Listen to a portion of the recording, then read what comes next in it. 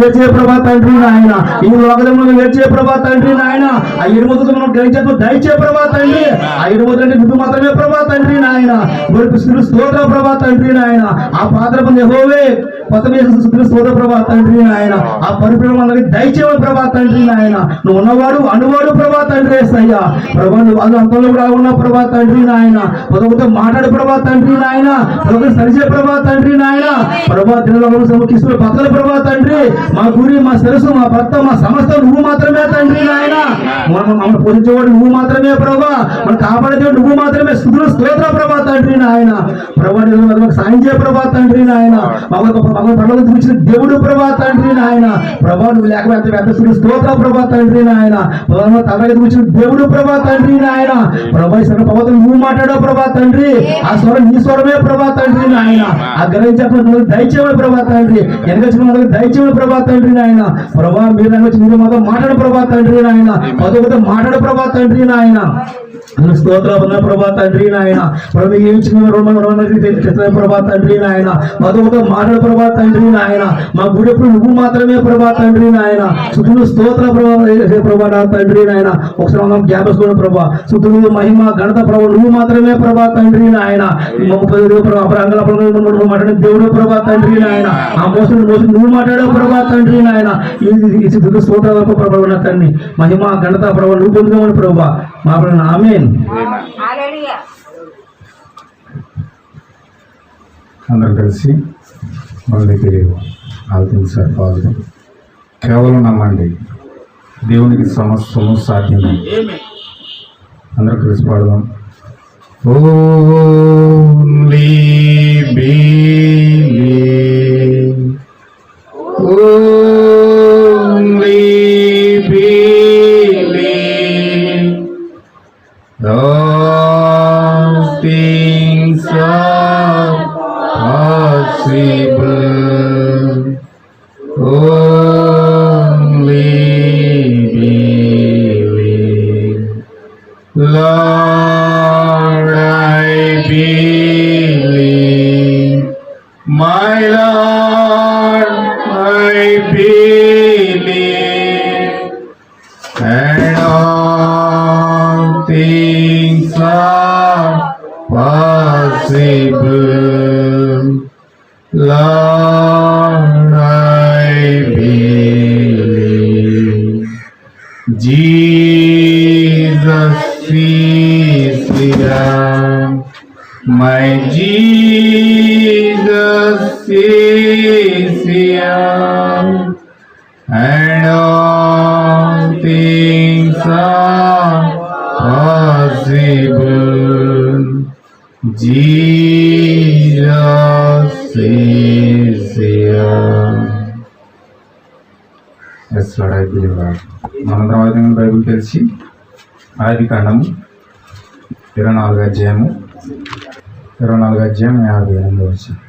రెబెకాను పిలిచి ఈ మనుషునితో కూడా వెళ్ళేదవా అని ఆమెను అడిగినప్పుడు వెళ్ళేదనని, కాబట్టి వారు తమ సహోదరి అయిన రెబెకాను ఆమెను దాదిని అబ్రహాము సేవకుని అతనితో వచ్చిన మనుషుని సాగనింపినప్పుడు వారు రెబెకాతో, మా సహోదరి, నువ్వు వేవేలకు తల్లి అవుదువుగాక, నీ సంతతి వారు తమ పగవారి గెవెనని స్వాధీనపరచుకుందరు గాక అని ఆమెను దీవింపగా, రెబెకాయు ఆమె పనిగత్తెలను లేచి ఒంటెలనెక్కి ఆ మనిషిని వెంబడి వెళ్ళేది.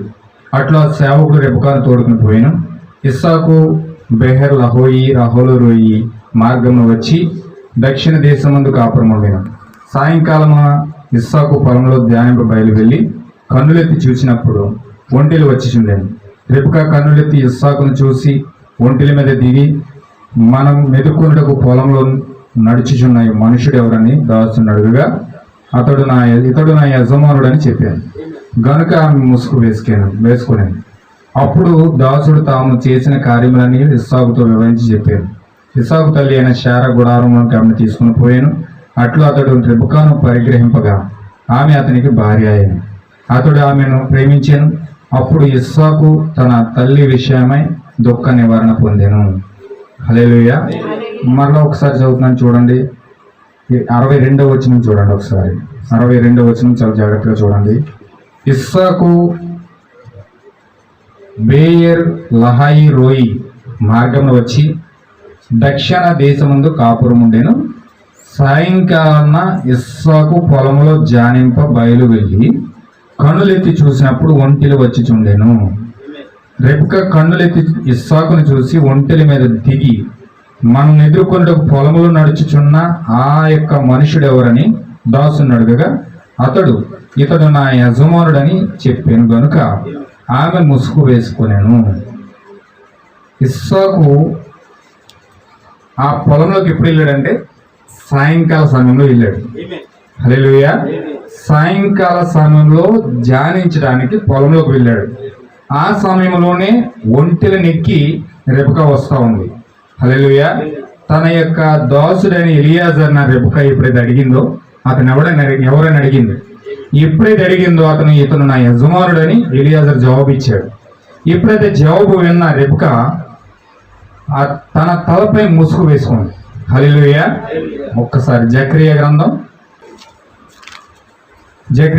14వ అధ్యాయము 4వ వచనాన్ని చూడండి. చాలా జాగ్రత్తగా చూడండి. ఆ దినమున యెరూషలేము ఎదుట తూర్పు తట్టునున్న ఒలివ కొండ మీద ఆయన పాదములుంచగా ఒలివ కొండ తూర్పు తట్టున పడమ తట్టును నడిమికి విడిపోయి సగము కొండ ఉత్తరపు తట్టునకును సగము కొండ దక్షిణ తట్టునకును జరుగును గనుక విశాలమైన లోయ ఒకటి ఏర్పడను. కొండల మధ్య కనబడు లోయ ఆజీరు వరకు ఏర్పడను. కొండల మధ్య కనబడు లోయ ఆజీరు వరకు సాగగా మీరు ఆ కొండల లోయనికి పారిపోదురు. యూదరాజైన ఉజ్జియా దినములలో కలిగిన భూకంపమునకు మీరు భయపడి పారిపోయినట్లు మీరు పారిపోదురు. అప్పుడు నీతో కూడా పరిశుద్ధులందరూ వచ్చేదరు. నా దేవుడైన యెహోవా ప్రత్యక్షమగును. యెహోవా ఆ దినమున ప్రకాశమానమగునని సంకుచితము కాగా వెలుగు లేకపోయేది. ఆ దినము ప్రత్యేకమైనదిగా ఉండును. ఏ దినం అండి? ఏ దినము ప్రత్యేకమైనదిగా ఉంటుంది? అవును, అందరు ఇక్కడే ఉన్నారు కదా. ఏ దినము ప్రత్యేకమైనదిగా ఉంటుందంటే యెహోవా ప్రత్యక్షమయ్యే దినం అది. హల్లెలూయా. అక్కడ యెహోవా ప్రత్యక్షమవుతూ ఉన్నాడు. ఆ ప్రత్యక్షమయ్యే దినము చాలా ప్రత్యేకంగా ఉంటుంది. అది ఎలా ఉంటుందంటే యెహోవా ఆ దినమున 5వ వచనం, యెహోవా దినమున ప్రకాశమానమగునని సంకుచితముగా కాగా వెలుగు లేకపోవడం. ఆ దినము ప్రత్యేకమైనదిగా ఉండును. అది యెహోవాకు తెలియబడిన దినం. పగలు కాదు, రాత్రి కాదు, అస్తమయ కాలమున వెలుగు కలుగును. హల్లెలూయా. ఇక్కడ అస్తమయ కాలం అంటే సాయంకాలం. ఆ సాయంకాల సమయంలో యెహోవా ప్రత్యక్షం అవుతా ఉన్నాడు. ఇక్కడ సాయంకాల సమయంలో ఇస్సాకు పొలంలోకి వస్తా ఉన్నాడు. ఇక్కడ సాయంకాల సమయంలోనే రాకడనే జరుగుతూ ఉంది. చాలా జాగ్రత్తగా మీరు గుర్తించాలి. అక్కడ ఏం జరుగుతుందంటే ఆ యొక్క యెహోవా ప్రత్యక్షమయ్యే దినమున పగలు కాదు, రాత్రి కాదు, అస్తమయ కాలమున వెలుతురు కలుగును. ఆ దినమున జీవజలములు యెరూషలేముల నుండి పారి సగము తూర్పు సముద్రమునకును సగము పడమటి సముద్రమునకు దిగును. వేసవ కాలమందును చలికాలమందును అలాగే జరుగును. యెహోవా సర్వలోకమునకు రాజయ్యుండును. ఆ దినమున యెహోవా ఒక్కడే అనియు ఆయనకు పేరు ఒకటే అనియు తెలియబడును. హల్లెలూయా. అంటే దేవుడు ఆ యొక్క రాకడ సమయంలో ఒక్కడే దేవుడు ఉన్నాడని, ఆ దేవునికి కూడా పేరు ఒకటే ఉన్నదని కూడా ఆ 2వ రాకడ సమయంలోనే తెలియబడుతుంది. హల్లెలూయా. ఇదంతా స్పష్టంగా క్లియర్గా మనకు తెలియజేస్తున్నాడు. చాలా జాగ్రత్తగా మీరు లేఖనాలు పట్టుకుంటే కొంచెం కొన్ని విషయాలు అర్థమవుతాయి. ఇది ఇలా పట్టుకొని ప్రకటన గ్రంథంలోకి వెళ్దాము. ప్రకటన గ్రంథం 10వ అధ్యాయము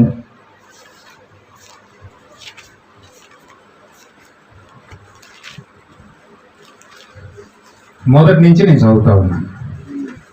బలిష్ఠుడైన వేరొక దూత పరలోకం నుంచి దిగి వచ్చి చూసి తిని ఆయన మేఘము ధరించుకుంటేను, ఆయన శిరస్సు మీద మేఘధనుసు ఉండేను, ఆయన ముఖము సూర్యబింబం వలెను, ఆయన పాదములు అగ్నిస్తంభం వలెను ఉండేను, ఆయన చేతిలో విప్పబడి ఉన్న ఒక చిన్న పుస్తకం ఉండేను. ఆయన తన కుడి పాదము సముద్రం మీదను ఎడమ పాదము భూమి మీదను మోపి సింహము గర్జించినట్లు గొప్ప శబ్దంతో ఆర్పాటించాను. ఆయన ఆర్పాటించినప్పుడు 7 ఉరుములు వాటి శబ్దములు పలికాను. ఆ 7 ఉరుములు పలికినప్పుడు నేను రాయబోచుండగా 7 ఉరుములు పలికిన సంగతులకు ముద్ర వేయను. వాటిని రాయవద్దని పరలోకం నుండి ఒక స్వరము పలుకుట వింటిని. మరియు సముద్రం మీదను భూమి మీదను నిలిచి ఉండగా నేను చూసిన దూత తన కుడి చేయి ఆకాశం తట్టు ఎత్తి పరలోకమును అందులో ఉన్న వాటిని, భూమిని అందులో ఉన్న వాటిని, సముద్రమును అందులో ఉన్న వాటిని సృష్టించి యుగ యుగములు జీవించిన వాని తోడు ఒట్టు పెట్టుకొని ఇక ఆలస్యం ఉండదు గాని 7వ దూత పలుకు దినములలో అతడు బూర ఊదబోచుండగా దేవుడు తన దాసులకు ప్రవక్తలకు తెలిపిన స్వార్థ ప్రకారము దేవుని మర్మము సమాప్తమవునని చెప్పాను. హల్లెలూయా. అంతటి పరలోకం నుండి నేను వినిన స్వరము మరలా నాతో మాట్లాడుచు, నీవు వెళ్లి సముద్రం మీదను భూమి మీదను నిలిచిన నా దూత చేతిలో పెట్టుబడిన చిన్న పుస్తకం తీసుకొని చెప్పుడు వింటిని. నేను ఆ దూత యొద్దకు వెళ్ళి ఆ చిన్న పుస్తకం నాకు ఇమ్మని ఆయన అడుగగా దాన్ని తీసుకొని తినివేశాను. అది నీ కడుపుకు చేదవును గాని నీ నోటికి తేనెవలె మధురముగా ఉండునని నాతో చెప్పాను. అంతటా నేను ఆ చిన్న పుస్తకమును దూత చేతిలో తీసుకొని దాన్ని తినివేసి తిని అది నా నోటికి తేనెవలె మధురముగా ఉండేను గాని నేను దాన్ని తినివేసిన తరువాత నా కడుపుకు చేదాయను. అప్పుడు వారు, నీవు ప్రజల గుర్చియు జనముల గుర్చియు ఆయా భాషలు మాట్లాడు అని గుర్చియు అనేక మంది రాజ్యముల గుర్చియు మరలా ప్రవశింప నగత్యమని నాతో చెప్పిరి. హల్లెలూయా. దేవుడు ఈ వాక్యమును దీవించునుగాక. సదబడిని వాక్యమును తన పరిశుద్ధాత్మ జత చేయనుగాక. చిన్న ప్రార్థన చేసుకుందాం. గొప్ప దేవుడా, మహోన్నతుడు, సర్వశక్తి మొదటి నీ స్తోత్రాలు. ఇదిగో దేవ, ఇంతవరకు దేవని పాటల ద్వారా నేను ఆరాధించాము, గణపరిచాము. ప్రభువా, ఇప్పుడు నీ యొక్క అతి పరిశుద్ధ స్థలమైన వాక్యంలోకి మేము వెళ్తా ఉన్నాం. 3 భాగములు మేము చదివినాం ప్రభువా. ఇందులో నువ్వు ఈ కాలం గడియ కొరకు ఉంచిన వాక్యాన్ని మేము తేటతెల్లంగా చూసి మా హృదయాలలో ఒక బలమైన నిర్ణయం తీసుకొని, ఓ ప్రభువా, నిన్ను సేవించడానికి గణపరచడానికి మా జీవితంలో గొప్ప భాగ్యం దయచేయండి. ఓ దేవ, ఇక్కడ కూర్చున్న ప్రతి బిడ్డను ప్రభువా, ఓ దేవ, మీరు దర్శించమని ప్రార్థిస్తున్నాను. ఓ దేవ, ఏ పరిశుద్ధాత్మత నీ యొక్క ప్రజలతో మాట్లాడుకోనదో యెహోవా పిల్లలు యెహోవా చేత ఉపదేశం పొందుతారని వాగ్దానం చేస్తావు. వాగ్దాన ప్రకారంగా ప్రతి బిడ్డ ప్రభువా నీ యొక్క స్వరము లోతైన హృదయంలో నుంచి పలుకుతూ ఉండగా, వారు కూడా లోతైన హృదయంలో నుంచి విందురుగాక. హృదయాలు తెరవండి. ప్రభు అంధకార శక్తులను, దురాత్మ శక్తులను యేసుక్రీస్తును లయపరచండి ప్రభువా. దేవ, హృదయంలో ముసుగేసుకొని కూర్చున్న సాతాన ప్రజల జీవితం బయటికి రమ్మని చెప్పిస్తా ఉన్నాను. ఎంత మాత్రము వారిని వాక్యం అర్థం కానివ్వకుండా చేయలేవు. నీ పిల్లలు ఎంత మాత్రము నీ దగ్గరికి వస్తారు, కానీ దేవుని పిల్లలు ఎల్లప్పుడూ వాక్యం చెంతకి వెళ్తారు. దెయ్యము వారిని విడిచిపెట్టమని నేను ఆజ్ఞాపిస్తా ఉన్నాను. ఓ ప్రభువా, నిశ్చయంగా నీ బిడ్డలతో మాట్లాడు ప్రభువా. నీ బిడ్డలు నీ స్వరం ఆలకించుదురు గాక, నీ సత్యాన్ని కనుగొందురు గాక, నీ చిత్తము బయలుపరచబడును గాక, వారి జీవితంలో ఒక బలమైన నిర్ణయం తీసుకుందరు గాక, నీ సత్యము వాళ్ళ హృదయాంతర రంగంలో నుంచి పూర్తిగా అంగీకరించి ఓ దేవ, నిజంగా జీవ కణము వాళ్ళ హృదయాల్లో పొందుకుందరు గాక. ఓ దేవ, వినిచున్న ప్రతి బిడ్డను అభిషేకించమని మీకే సమర్పిస్తూ ప్రభువు యేసుక్రీస్తు నామములో ప్రార్థిస్తున్నాను తండ్రి. ఆమేన్. దయచేసి అందరూ కూర్చున్నామండి. దేవుని నామం మహిమ గాక. కూడి వచ్చిన సహోదరులందరికీ ప్రభువు యేసుక్రీస్తు నామములో నా యొక్క హృదయపూర్వకమైన వందనాలు తెలియజేస్తా ఉన్నానండి. హల్లెలూయా. సంఘంలో మనం వాక్యంలోకి వెళ్దాం. అందరూ ప్రార్థన చేయండి. దర్బరేవులో సోదరుడు దుర్గబాబు గారు ఒక ఆయన ఉన్నాడు. ఆయనకి మన ప్రేయర్ చేయడానికి వెళ్ళాను నేను. అతను పారాలసిస్ రోగులు బాధపడుతూ ఉన్నాడు. అతని కోసం ప్రార్థన చేయండి. మన వాక్యంలోకి వెళ్దాం. ఈ సమయంలో నేను చెప్పే వాక్యం ఏంటంటే, వాక్య భాగం ఏదంటే ప్రవక్త బోధించిన వాక్య భాగం నుంచి నిర్ణయించుకునే సమయం. హల్లెలూయా. ఇది టైమ్ ఆఫ్ డెసిషన్. మనం నిర్ణయం తీసుకునే సమయం ఇది. హల్లెలూయా. ఖచ్చితంగా దేవుడు ప్రతి వానికి కూడా ఒక నిర్ణయించుకునే గడి ఇస్తాడు. హల్లెలూయా. ఒక నిర్ణయం తీసుకునే సమయం ఇస్తాడండి. ప్రతి మనిషికి ఇస్తాడన్నమాట. ఆ నిర్ణయం తీసుకునేటప్పుడు అతను ఒక స్టాండర్డ్గా అతని బాడీ లాంగ్వేజ్ అవని, అతని మైండ్ మెచ్యూరిటీ అవనివ్వండి, అతని జీవితంలో ఏ సమస్యలో ఉన్నప్పటికీ అతను ఆ దినాన్ని కనుక గుర్తించకపోతే, ఆ దినాన్ని గుర్తించి అతను సరైన డెసిషన్ అతను తీసుకోకపోతే, అతని జీవితంలో కోల్పోవలసిన ప్రతి దాన్ని కూడా కోల్పోతాడు. హల్లెలూయా. ఎందుకంటే యేసుక్రీస్తు లోక సువార్తలో ఒక మాట చెప్తాడు. ఆయన యెరూషలేమును చూసి ఏడుస్తూ బాధపడతాడు. ఆయన ఏమని ఏడుస్తాడంటే, యెరూషలేమా యెరూషలేమా, అనేక సార్లు నిన్ను నేను నా యొక్క రెక్కల కిందకి నేను పిలిచాను, అనేక సార్లు నేను రమ్మని ఆహ్వానించాను. కోడి తన రెక్కల కింద తన పిల్లల్ని భద్రపరిచినట్లుగా మిమ్మల్ని భద్రపరచాలని అనేక సార్లు నేను ఆశించాను, కానీ మీరు రాలేదు, నా దగ్గరికి రాలేకపోయారు. అందుచేత ఒకనొక సమయం వస్తారు, రోమన్ గవర్నర్ అయిన టైటస్ చక్రవర్తి ఒక రోజు వస్తాడు మీ దగ్గరికి. యెరూషలేము చుట్టూ గట్లు కట్టుపడతాయి. ఈ గట్లు కట్టుబట్టిన తర్వాత మీరు తప్పించుకునే మార్గం ఉండదు అని చాలా ఏడుస్తూ ఒలివ కొండ మీదకి వెళ్తూ ఏడుస్తూ ఏడుస్తూ ఏడుస్తూ ఈ ప్రవచనాన్ని పలుకుతూ ఉన్నాడు ఆయన. హల్లెలూయా. అనేక సార్లు వాళ్ళని పిలిచాడు, అనేక సార్లు వాళ్ళ హృదయాన్ని టచ్ చేశాడు. కానీ ఆ టచ్ చేసినప్పుడు వారు తీసుకున్న నిర్ణయం ఎటువంటిదంటే, వారు తీసుకున్న డెసిషన్ ఎటువంటిదంటే, ఆయన టచ్ చేసినప్పుడల్లా వారు రాళ్లతో కొట్టి చంపడానికి ప్రయత్నం చేశారు. వారు మంచి డిసిషన్, మంచి నిర్ణయం తీసుకోవడానికి బదులుగా యేసుక్రీస్తుని ఎక్కడ కనిపిస్తే వారు దర్శించినప్పుడల్లా కొట్టడానికి ప్రయత్నం చేసేవారు. చివరికి వారు నిర్ణయం తీసుకునే, ఎలాంటి నిర్ణయం తీసుకున్నారు తెలుసండి? మాకు బర్బా కావాలన్నారు. హల్లెలూయా. మాకు బర్బా కావాలన్నారు. అయితే చాలా జాగ్రత్తగా మీరు గమనించాలి. ఈరోజు బర్బా మీ దగ్గరే ఉన్నాడు, యేసుక్రీస్తు కూడా మీ దగ్గరే ఉన్నాడు. బర్బా ఎవరంటే మీ సొంత మనసే బర్బా ఉన్నాడు. మీ సొంత మనసే బర్బా. మీ యొక్క ఆత్మయే దేవుని యొక్క ఆత్మ అన్నది యేసుక్రీస్తు అయి ఉన్నాడు. హల్లెలూయా. హృదయము అనేది వాక్యంతో నింపబడాలి. ఇప్పుడు హృదయము మనసు వేరువేరుగా పనిచేస్తాయి. హృదయం చెప్పేది మనసు వినదు, మనసు చెప్పేది హృదయం వినదు. హల్లెలూయా. ఖచ్చితంగా హృదయంలో నువ్వు ఏదైనా మంచి పని చేస్తున్నావు అంటే నీ మనసులో ఖచ్చితంగా అది వ్యతిరేకిస్తారు. మంచి పని చేయడం నీ మనసు ఒప్పుకోదు, ఎల్లప్పుడూ కూడా వ్యతిరేకిస్తూనే ఉంటారు. చూడండి, ఒక లేఖను మీకు చదివిస్తాను. ఈ రోమపత్రిక చదవండి ఒకసారి. రోమపత్రిక 8వ అధ్యాయం. కాబట్టి ఇప్పుడు క్రీస్తు యేసునందున్న వారికి ఏ శిక్షా విధియు లేదు. ఏ శిక్షా విధియు లేదు. క్రీస్తు యేసునందు జీవమునిచ్చు ఆత్మ యొక్క నియమము పాప మరణముల నియమము నుండి నన్ను విడిపించెను. ఎట్లా అనగా ధర్మశాస్త్రము దేని చేయజాలకపోయేను దానిని దేవుడు చేశాను.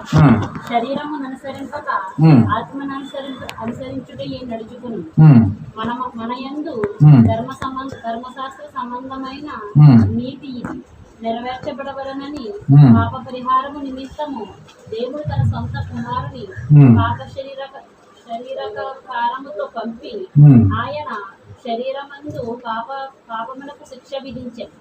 శరీరానుసారులు శరీర విషయములందు మనసు ఉంచు, ఆత్మానుసారులు ఆత్మ విషయములందు మనసు ఉంచు.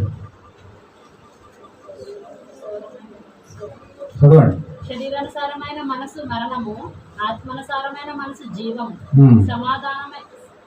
సమాధానమై ఉన్నది.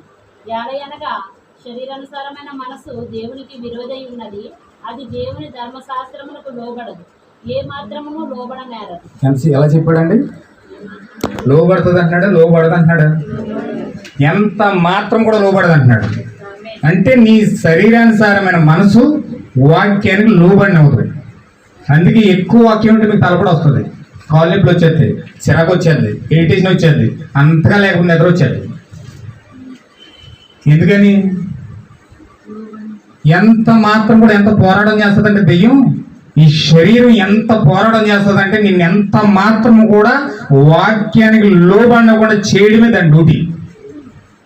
నీ శరీరం లోబడినవ్వదు, కాళ్ళు నొప్పులు వస్తాయి, తలపొడి వస్తుంది, ఇరిటేషన్ వస్తుంది, నిద్ర వస్తుంది, అన్ని విధాలు లేకపోతే బాడీ ఇక్కడే ప్రజెంట్ ఉంటుంది, మనసు మాత్రం ప్రపంచం అంతా తిరిగేస్తుంది, సమస్యల మీద వెళ్ళిపోతుంది. నీకెక్కడ దృష్టి ఎత్తి ఎక్కడ పెట్టావో అక్కడికి వెళ్ళిపోతుంది. ఇక్కడే ఉంటావు మనిషి, కానీ ఎక్కడెక్కడో ఆలోచిస్తూ ఉంటావు. దృష్టి మాత్రం వాక్యం మీదకి వెళ్ళనవది. ఎందుకంటే ధర్మశాస్త్రం ఆ విధంగా పోరాడుతుంది. ధర్మశాస్త్రం ఎందుకు ఇస్తున్నాడంటే, ఆ ధర్మశాస్త్రం ఎందుకు ఇచ్చాడు? నీ శరీరమే ధర్మశాస్త్రం అయింది, నీ శరీరమే ధర్మశాస్త్రం అయింది. ఈ ధర్మశాస్త్రానికి కొన్ని నియమ నిబంధనలు ఉన్నాయి. ఈ ధర్మశాస్త్రం ఏ విధంగా పని చేస్తుందో, ధర్మశాస్త్రం అంటేనే శరీరం. ఇప్పుడు ఈ శరీరము ఎలా పనిచేస్తుందో బైబిల్ చూస్తే ఆ శరీరం యొక్క లక్షణాలన్నీ బయటకు వస్తాయి. హల్లెలూయా. ఎంత మాత్రం కూడా నేను లోబడిన అవుతాం, దాని పని అది. అంటే మనస్సుకి ఆత్మకి విరోధంగా ఉంటుంది ఎప్పుడు కూడా. ఈ ఆత్మ ఒకటి ఆలోచిస్తుంది, శరీరం ఒకటి ఆలోచిస్తుంది. ఈ శరీరం ఆత్మకు లోబడిన అవుతుంది. ఆత్మలో దేవుడు ఉన్నాడు, ఆత్మలో జీవం యొక్క జన్యం ఉన్నది, ఆత్మలో పరిశుద్ధాత్మ ఉన్నది, ఆత్మలో దేవుడు ఉన్నాడు. దేవునికి ఎంత మాత్రం కూడా లోబడినవ్వకుండా చేసే డ్యూటీయే శరీరం. కానీ నువ్వు శరీరానికి ఇచ్చిన ఇంపార్టెన్స్ ఆత్మకి ఇవ్వవు. హల్లెలూయా. అలిసిపోద్ది బాడీ. నీ మనసు ఏం చేద్దంటే, నీ బాడీ అలిసిపోయింది, ఎందుకు అంత దూరం పరిగెడతావు, అవసరం అంటావా అంటారు. అనుకుంటాను నిజమే కదా, అంత దూరం వెళ్ళడం అవసరం అంటావా? హల్లెలూయా. ఎవరిచ్చారు ఈ ఆలోచన నీకు? ఎక్కడున్నాడు? నీ మనసే. నీ మనసే దెయ్యం, నీ మనసే సాతాను, నీ మనసే లూసిఫర్. అందుకే పౌలు గారు చెప్తున్నాడు. పౌలు గారు ఏమన్నాడంటే, ఆయన పాత నిబంధనలో కొత్త నిబంధనలో 14 పత్రికలు రాశాడండి. కొత్త నిబంధనలో 14 పత్రికలు రాసిన వ్యక్తి. మరణమా నీ ముళ్ళు ఎక్కడ అని గంభీరంతో మరణాన్ని ఎదిరించిన వ్యక్తి. యేసు క్రీస్తు కంటే ఎక్కువ దెబ్బలు తిన్నాడు పౌలు గారు. యేసు క్రీస్తుని ఒకటి తక్కువ 39 దెబ్బలు కొట్టాడు. కానీ పౌలు గారిని అయితే మించి 5 సార్లు జైలు వేసి కొట్టేశారండి, 45 దెబ్బలు. అంటే వాళ్ళకి ఒక రూల్ ఉంటుంది, ఈ మత ప్రతిపాదకన ఎవరైతే చేస్తున్నారో వారిని ధర్మశాస్త్ర ప్రకారం 39 దెబ్బలు కొట్టాలి. ఇంచుమించి 5 సార్లు 6 సార్లు జైలు వేశారు పౌలు గారిని అండి. 6 సార్లు కూడా 45 దెబ్బలు తిన్నాడు, కొరడా దెబ్బలు. యేసుక్రీస్తుని అయితే ఒకసారి కొట్టారు. అంత గంభీరంగా బ్రతికిన వ్యక్తి క్రీస్తులో, యేసుక్రీస్తు కోసం సమస్తాన్ని కూడా పెంటగా ఎంచుకున్నాడు ఆ వ్యక్తి. అది హల్లెలూయా. అతను ఏమన్నా తెలుసా, నన్ను శ్రమ పెట్టవద్దు దయచేసి, నేను యేసుక్రీస్తు యొక్క శరీరం ముందు నేను ఆయన యొక్క ముద్రలు ధరించాను. నేను బ్రతికిన క్రీస్తు కోసమే, చచ్చిపోయిన క్రీస్తు కోసమే. చావు అయితే ఇంకా లాభం. హల్లెలూయా. క్రీస్తు నాలో జీవిస్తున్నాడు, మాట్లాడేది నేను కాదు. హల్లెలూయా. ఇంత గంభీరమైన ప్రకటన చేసిన వ్యక్తి ఏమన్నా తెలుసండి, నాలో 2 నియమాలు పనిచేస్తున్నాయి. నాలో 2 నియమాలు పనిచేస్తున్నాయి. ఈ 2 నియమాలు పనిచేస్తున్నాయి. నేను మంచి చేయాలనుకుంటున్నాను కానీ చేయలేకపోతున్నాను. ఎందుకని? అతనికి కూడా తెలుసు అతనిలో ధర్మశాస్త్రం ఉంది, అతనిలో మనసు ఉంది, దెయ్యం అతనిలో ఉంది, దేవుడు అతనిలో ఉన్నాడు. దేవుని సేవ చెయ్యాలని ఇతను వెళ్తా ఉన్నాడు, ప్రతి చోటకి వెళ్తున్నాడు, ప్రతి మనిషిని టచ్ చేస్తా ఉన్నాడు, ప్రతి వానికి కూడా వాక్యం బోధించడానికి సిద్ధపడి ఉన్నాడు. కానీ దెయ్యం అతను ఊరుకోవట్లేదు. ఒకవేళ ఇతను ఏమైనా సరే వాక్యం బోధించడానికి వెళ్తే ఇతను హృదయంలోనూ దెబ్బలాట పెట్టేసేది, భయంకరంగా వేధించేది, భయంకరంగా రోగం తీసుకొచ్చి పడేసేది, చుట్టుపక్కల ఉన్న వాళ్ళందరినీ కూడా మొత్తం లేపేసేది. వాళ్ళు వచ్చి మొత్తం పలు రెడ్డి కొట్టేసేవారు. లేకపోతే పట్టుకుని మా రాజు దగ్గరికి తీసుకెళ్ళిపోయేవారు, లేకపోతే రకరకాల హింసించేసేవారు. ఎంత భయంకరంగా వేధిస్తున్నా సరే అతని సేవ మాత్రం మానలేదు. ఎందుకంటే అతను దేవుని కుమారుడే అన్నాడు. అతను కన్నీరు వస్తే లొంగిపోయే వ్యక్తి కాదు. అతను ఏమన్నాడు తెలుసండి, మరణమైనను ఖడ్గమైనను వస్త్రహీనత అయినను ఏది వచ్చినా సరే నా ప్రభు నుంచి నన్ను వేరు చేసేది ఏది కూడా లేదన్నాడు. హల్లెలూయా. అంటే అతను అంత కఠినమైన నిర్ణయం తీసుకున్నాడు. అతని డెసిషన్ అది. అతని డెసిషన్ ఎలా ఉన్నదంటే, మరణం వచ్చినా, వ్యాధి వచ్చినా, శోధన వచ్చినా, కన్నీరు వచ్చినా, అసలు వస్త్రహీనతైనా, హల్లెలూయా, ఎటువంటి తెగులు వచ్చినా సరే నా ప్రభువు యొక్క ప్రేమ నుంచి నన్ను వేరు చేసే మనుషుడు లేడన్నాడు. అది అతని డెసిషన్. అందుకనే ఈరోజు పౌలు గారి కోసం ఇంత గంభీరంగా మనం చెప్పుకుండవలసి వస్తుంది. దేవుని నామమున మహిమ కలుగును గాక. అయితే ఇక్కడ చాలా జాగ్రత్తగా మీరు గమనించండి ఒకసారి. నిజంగా మన జీవితంలో భూమి మీదండి ప్రతి మనిషిని కూడా దేవుడు వ్యక్తిగతంగా దర్శిస్తాడు. వ్యక్తిగతంగా ప్రతి మనిషిని దర్శిస్తాడు. ప్రతి వ్యక్తిని కూడా భూమి మీద దేవుడు దర్శిస్తాడు. ఎలా దర్శిస్తాడు? ఏదో కళ్ళలోనో, లేకపోతే ఏదో దర్శనంలోనో, లేకపోతే ఏదో ఒక గాలి రూపంలోనో వచ్చి దర్శించడు. ప్రతి మనిషిని కూడా భూమి మీద ఉండగా యేసు క్రీస్తు స్వతహాగా ఆయన ఒక మనిషిగా వచ్చి నేను పలకరిస్తాడు. నేను దీనిలో మాట్లాడతాడు. అది ఏ రూపంలో వస్తాడని నీకు తెలియదు. ప్రతి వ్యక్తిని కూడా దర్శిస్తాడు భూమి మీద ఉండగా. ప్రతి వ్యక్తి అనుకుంటాడు పుట్టిన కానీ చచ్చిపోయే వరకు నన్ను ఏం దేవుడు కూడా రాలేదు, నాకు దేవుడు సాయం చేయలేదు అనుకుంటారు. కానీ వ్యక్తిగతంగా ఏదో సమయంలో నిన్ను దర్శించే తీరుతాడు ఆయన. భూమి మీద నుంచి తీసుకెళ్ళక ముందే నిన్ను ఏ వయసులో 1 నుంచి మొదలు పెట్టి 100 సంవత్సరాల వరకు నువ్వు ఎన్ని సంవత్సరాలు భూమి మీద బ్రతికావు, ఈ బ్రతికినన్ని సంవత్సరాల్లో ఏదో ఒక టైంలో దేవుడు నిన్ను వ్యక్తిగతంగా కలిశాడు. ఏ రూపంలో కలిశాడన్నది నువ్వు గుర్తించాలి. అది ఏ వ్యక్తి రూపంలో కలిశాడన్నది నువ్వు గుర్తించాలి. ప్రభు యొక్క దర్శించిన రోజు అది, ప్రభు నిన్ను కలిసిన రోజు అది. ఆ రోజు నువ్వు గుర్తించి ఆ రోజు కనుక నువ్వు సరైన డెసిషన్ కనుక తీసుకోకపోతే ఇంకా నీ బ్రతుకు కుక్కల సింపని ఇస్తారాగా అయిపోద్దని. హల్లెలూయా. అది అద్భుతంగా ఉండొచ్చు. హల్లెలూయా. చాలా జాగ్రత్తగా మీరు దృష్టి పెట్టండి. ఒక రోజు అండి యేసు క్రీస్తు భూమిపై తిరుగుతున్నాడు యెరూషలేము వీధుల్లో. యెరూషలేము వీధుల్లో తిరుగుతూ ఉంటే ఆయన కుంటోలు కాలు ఇస్తున్నాడు, గుడ్డోలు చూపిస్తున్నాడు, చనిపోయిన లేపుతున్నాడు, మోగోలు మాటిస్తున్నాడు, అన్ని కార్యాలు చేస్తున్నాడు. ప్రజలు ఏం చేస్తున్నారు? ఈయన దగ్గర చాలా అద్భుత కార్యాలు ఉన్నాయి, స్వస్థత పరిచే దైవికమైన శక్తి ఉంది, ఇంకా ఆ స్వస్థపరిచే వరం ఉంది. పరిగెడుతున్నారు కదా ఇప్పుడు, పాస్టర్ దగ్గర పరిగెడుతున్నారు కదా ఇప్పుడు, ఆయన దగ్గర ఆ వరం ఉంది, ఈయన దగ్గర ఈ వరం ఉంది అని పరిగెడుతున్నారు కదండి. అలాగే ఆ రోజు యేసుక్రీస్తు దగ్గర కూడా స్వస్థ వరం ఉందని చెప్పి పరిగెట్టేవారు. ఆయన వరం కలిగిన వ్యక్తి, స్వస్థత వరం ఉంది ఆయన దగ్గర అని చెప్పి ఆయన దగ్గరికి వెళ్ళి ప్రేయర్ చేయించుకునేవారు. లేకపోతే మృతులు లేపే శక్తి ఉంది ఆయన దగ్గర, లేకపోతే గుంటలు కాళ్ళు ఇచ్చే శక్తి ఉంది ఆయన దగ్గర. ఇలాగా ప్రజల అవసరతల గురించి పరిగెడతా ఉండేవారు. ఎవరి కాలాలు పరిగెడతా ఆయన చుట్టూ తిరుగుతున్నారు. చక్కగా స్వస్థతలు జరుగుతూ ఉన్నాయి, స్వస్థతలు ప్రార్థన చేయించుకుంటారు, వెళ్ళిపోతా ఉన్నారు. ఆహారం కోసం వచ్చిన వాళ్ళు ఆహారం కోసం వస్తున్నారు, రొట్టెలు తింటున్నారు, చక్కగా ఎంజాయ్ చేస్తున్నారు, వెళ్ళిపోతున్నారు. ఆయన ఇచ్చే చేపలు తింటున్నారు, జాగ్రత్తగా వెళ్ళిపోతున్నారు. 3 రోజులు ప్రసంగం చేసేసేటండి కొండకి ఎక్కగానే. నిద్ర లేదు, నిప్పులు లేవు, ఆకలి లేదు, ఏమి లేదు. 3 రోజులు ఏకదాటిగాని ఇంకేం చేస్తున్నారు కూడా తెలియదు. ఆయన ప్రసంగం వింటే మైమరిచిపోయారు అనమాట. అంత ఆత్మలోకి వెళ్ళిపోయి వాక్యాలు వినేశారు వాళ్ళు.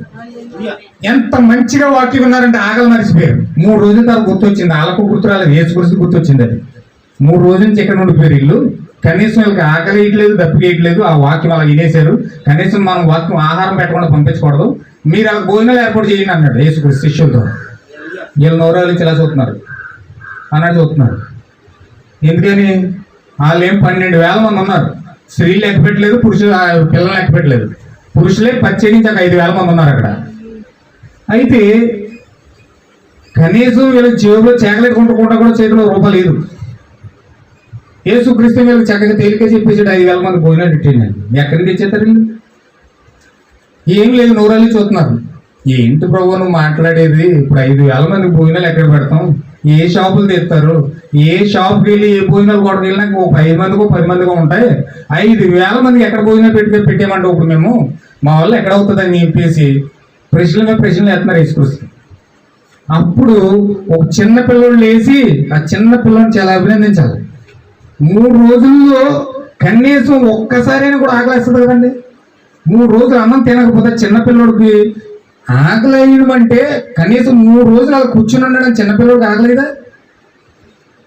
చిన్న పిల్లడు కూడా ఆకలికి అలా ఉండిపోయాడు, తినలేదు. తిందామని తెచ్చుకున్నాడు 5 రొట్టెలు 2 చేపలు. అవి ఎలా ఉండిపోయింది బాక్స్లో. కనీసం చిన్న పిల్లలకి ఎంత స్వార్థం ఉంటుందంటే కడుపు నిండా ఆకలి వేసేస్తంటే పక్కోడికి కనీసం చిన్న చేకలు కూడా ఎవడో ఇడి తినేస్తాడు. కానీ ఈ చిన్న కుర్రడు ఎంత మంచిగా ఆలోచిస్తున్నాడో చూడండి. అతను ఏం చేసాడో తెలిసి తింటాం అనేసి కబాలు వేసి నా దగ్గర ఉన్న 5 రొట్టెలు ఉన్నాయి 2 చేపలు ఉన్నాయి అన్నాడు. హల్లెలూయా. అక్కడ చూడండి ఎంత అద్భుతమైన కార్యాలు జరుగుతుంది. చిన్న పిల్లడు కూడా అతను దేవుని యొక్క సన్నిధిలోకి వెళ్తే ఆ యొక్క ఆత్మ పరవశం చెందిన వ్యక్తుల యొక్క జీవితాలు అలా ఉంటాయండి. తన స్వార్థం కోసం ఎప్పుడు బ్రతకడానికి ఆ వ్యక్తులు అసలు స్వార్థమే ఉండదు. ఎందుకంటే నిత్య జీవంలో స్వార్థం లేదు. వాళ్ళు యేసుక్రీస్తు యొక్క వాక్యం విని విని విని విని ఆత్మ పరవశంలోకి వెళ్ళిపోయారు కాబట్టి వాళ్ళకి ఆకలి లేదు, తప్పిక లేదు, ఏమి లేదు. చిన్నపిల్లలకు కూడా ఆకలేట్లేదు. హల్లెలూయా. వెంటనే యేసుక్రీస్తు వీటికి తీసుకురామని చెప్పి తీసుకొచ్చాడు. తీసుకొచ్చి అక్కడ పెడితే ఏం జరుగుతుంది, ఏం చేస్తారు, ఏమేమి చెబుతున్నారు అందరూ. ఏదో విచిత్రం చేస్తాడు అన్నట్టు చూస్తున్నారు చక్కగా. చూస్తుంటే అప్పుడు తీసుకొచ్చి యేసుక్రీస్తు అలా మా ఆకాశం తట్టు ఎత్తి చిన్న ప్రార్థన చేశాడు. చిన్న ప్రార్థన చేసి వడ్డించేమన్నాడు. అందులోకి ఆయన అన్నాడు ఏంటి తోమ అంటున్నాడు అనమాట. ఏమన్నాడు తెలుసండి, 5 రొట్టెలు 5 అలమతి పెట్టేలా ఎలా పని చేయాలి, చిన్న ముక్క ప్రసాదంగా నెట్టలేము. హల్లెలూయా. చిన్న ముక్క చిన్న ప్రసాదాలకి పెట్టిన 5,000 మందిలో ముక్క వస్తుందండి, అది వస్తుందండి. అలాగే ఆలోచిస్తున్నారు. అవిశ్వాసం, ప్రతి దానికి అవిశ్వాసం, నమ్మలేని హృదయాలు, ఆ చుట్టూ ఉన్న వాక్యాన్ని నమ్మలేని ప్రజలు అనమాట. ఇప్పుడు అలాగే ఉన్నారు ప్రజలందరూ కూడా. ఇప్పుడు కూడా వాక్యాన్ని చదువుతూనే ఉంటారు, వెంటనే ఉంటారు, అన్ని కార్యాలు చేస్తూనే ఉంటారు, కానీ దాన్ని నమ్మరు. అసలు విశ్వాసం అనేది రాదు బయటికి. అక్కడ కూడా ఆ విధంగానే ఆయన చేసే కార్యాలను ఏం చేస్తాడో అని చూస్తున్నారు, చేసిందని వెటకరంగా చూస్తున్నారు, నమ్మట్లేదు. అయితే ఎప్పుడైతే ఆ యొక్క పేతురు వచ్చి ఆ రొట్టెని తీసుకొని 5 రొట్టెలు తీసి ఇంకో తట్టలేట్టుకున్నాడు, మళ్ళీ 5 రొట్టెలు వచ్చేసినాయి అక్కడ అనుకున్నాడు. ఆశ్చర్యంగా చూశాడు అనమాట. చాలా ఆశ్చర్యం అయిపోయింది. మళ్ళీ 5 రొట్టెలు తీసి ఇందులో పెట్టుకుని మళ్ళీ 5 రొట్టెలు వచ్చేసినాయి అక్కడ, మళ్ళీ 5 రొట్టెలు తీసి ఇందులో మళ్ళీ 5 రొట్టెలు వచ్చేసినాయి అక్కడ. అలా మొత్తం తీసి కోల్ది వస్తూనే ఉన్నాయి, తీసి కోల్ది వస్తూనే ఉన్నాయి. 5,000 మందికి పనిచేసినా సరే ఇక్కడ వచ్చేస్తున్నాయి ఇక్కడ. హల్లెలూయా. నమ్మితే దేవుని మహిమను చూస్తావని దేవుడు అందుకే చెప్పాడు. నువ్వు నమ్మిలేడలా నువ్వు దేవుని మహిమను చూస్తావు అని ఉంది చెప్పాడు దేవుడు. వాళ్ళు నమ్మలేదు, కానీ ఎప్పుడైతే కార్యం జరుగుతూ ఉన్నదో ఆశ్చర్యంగా ఇంకా ఏం బాను ఏలి యొక్క రక్తము, ఏం పైన ఓట యొక్క రక్తం అని చెప్పి పాటలు పాడుకుంటూ వడ్డించేస్తున్నారు. ఇక్కడ సంతోషం వచ్చేస్తుంది, ఆనందం వచ్చేస్తుంది. హల్లెలూయా. ముందు నమ్మలేదు, కానీ ఎప్పుడైతే కార్యం చూశారు మొత్తం అంతా ఈ చక్కగా వడ్డించేశారు. వాళ్ళన్నీ వడ్డించేసిగా మొత్తం స్త్రీలు, పురుషులు, పిల్లలు అందరూ తినిగా ఇంకా 12 గంపలు మిగిలిపోయినాయి. హల్లెలూయా.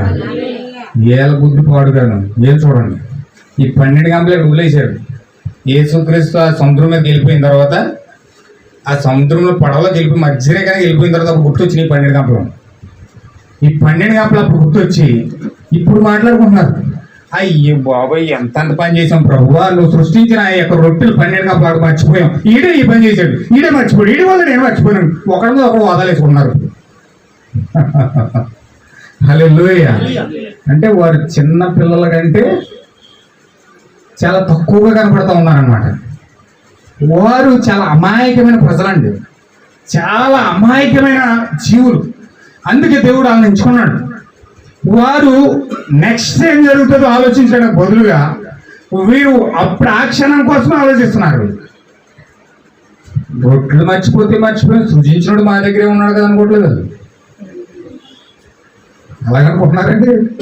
అక్కడ అన్ని సృజించినోడు ఇక్కడ సృజించలేడా? పక్క నేను ఉన్న బట్టి మర్చిపోయాడు వీళ్ళు, అక్కడ మర్చిపోయి ఆకలి చేస్తుంది ఇప్పుడు ఎలాగనుకుంటున్నారు. హల్లెలూయా. ఆ విధంగా ప్రయాణం చేసుకుంటూ సువార్త సాగిస్తున్నాడు. ఈ శిష్యులేమో చక్కగా ఒకసారి నమ్మినా ఒకసారి నమ్మకపోయినా దేవుడు మమ్మల్ని ఏదో రకం ముందు తీసుకెళ్ళిపోతా ఉన్నాడు. హల్లెలూయా. ఒకరోజు 70 మంది శిష్యులు యేసుక్రీస్తు నుంచి పారిపోయారు. యేసుక్రీస్తుని అడిగాడు, మీరు కూడా వెళ్ళిపోతారు అన్నాడు. వెళ్ళిపోతుంటే ఆయన మాత్రం అవుతాడేంటి? 70 మంది వెళ్ళిపోతున్నారు, మీరు కూడా వెళ్ళిపోతారు అన్నాడు. అంటే వాళ్ళు ఏమన్నారు తెలుసండి, మేము ఎక్కడికి వెళ్తాం ప్రభువా, నీవే నిత్య జీవపు మాటలకు ఎలవాడివి, నిన్ను విడిచిపెట్టి మేము వెళ్ళిపోతే మాకు నిత్య జీవం ఏది? హల్లెలూయా.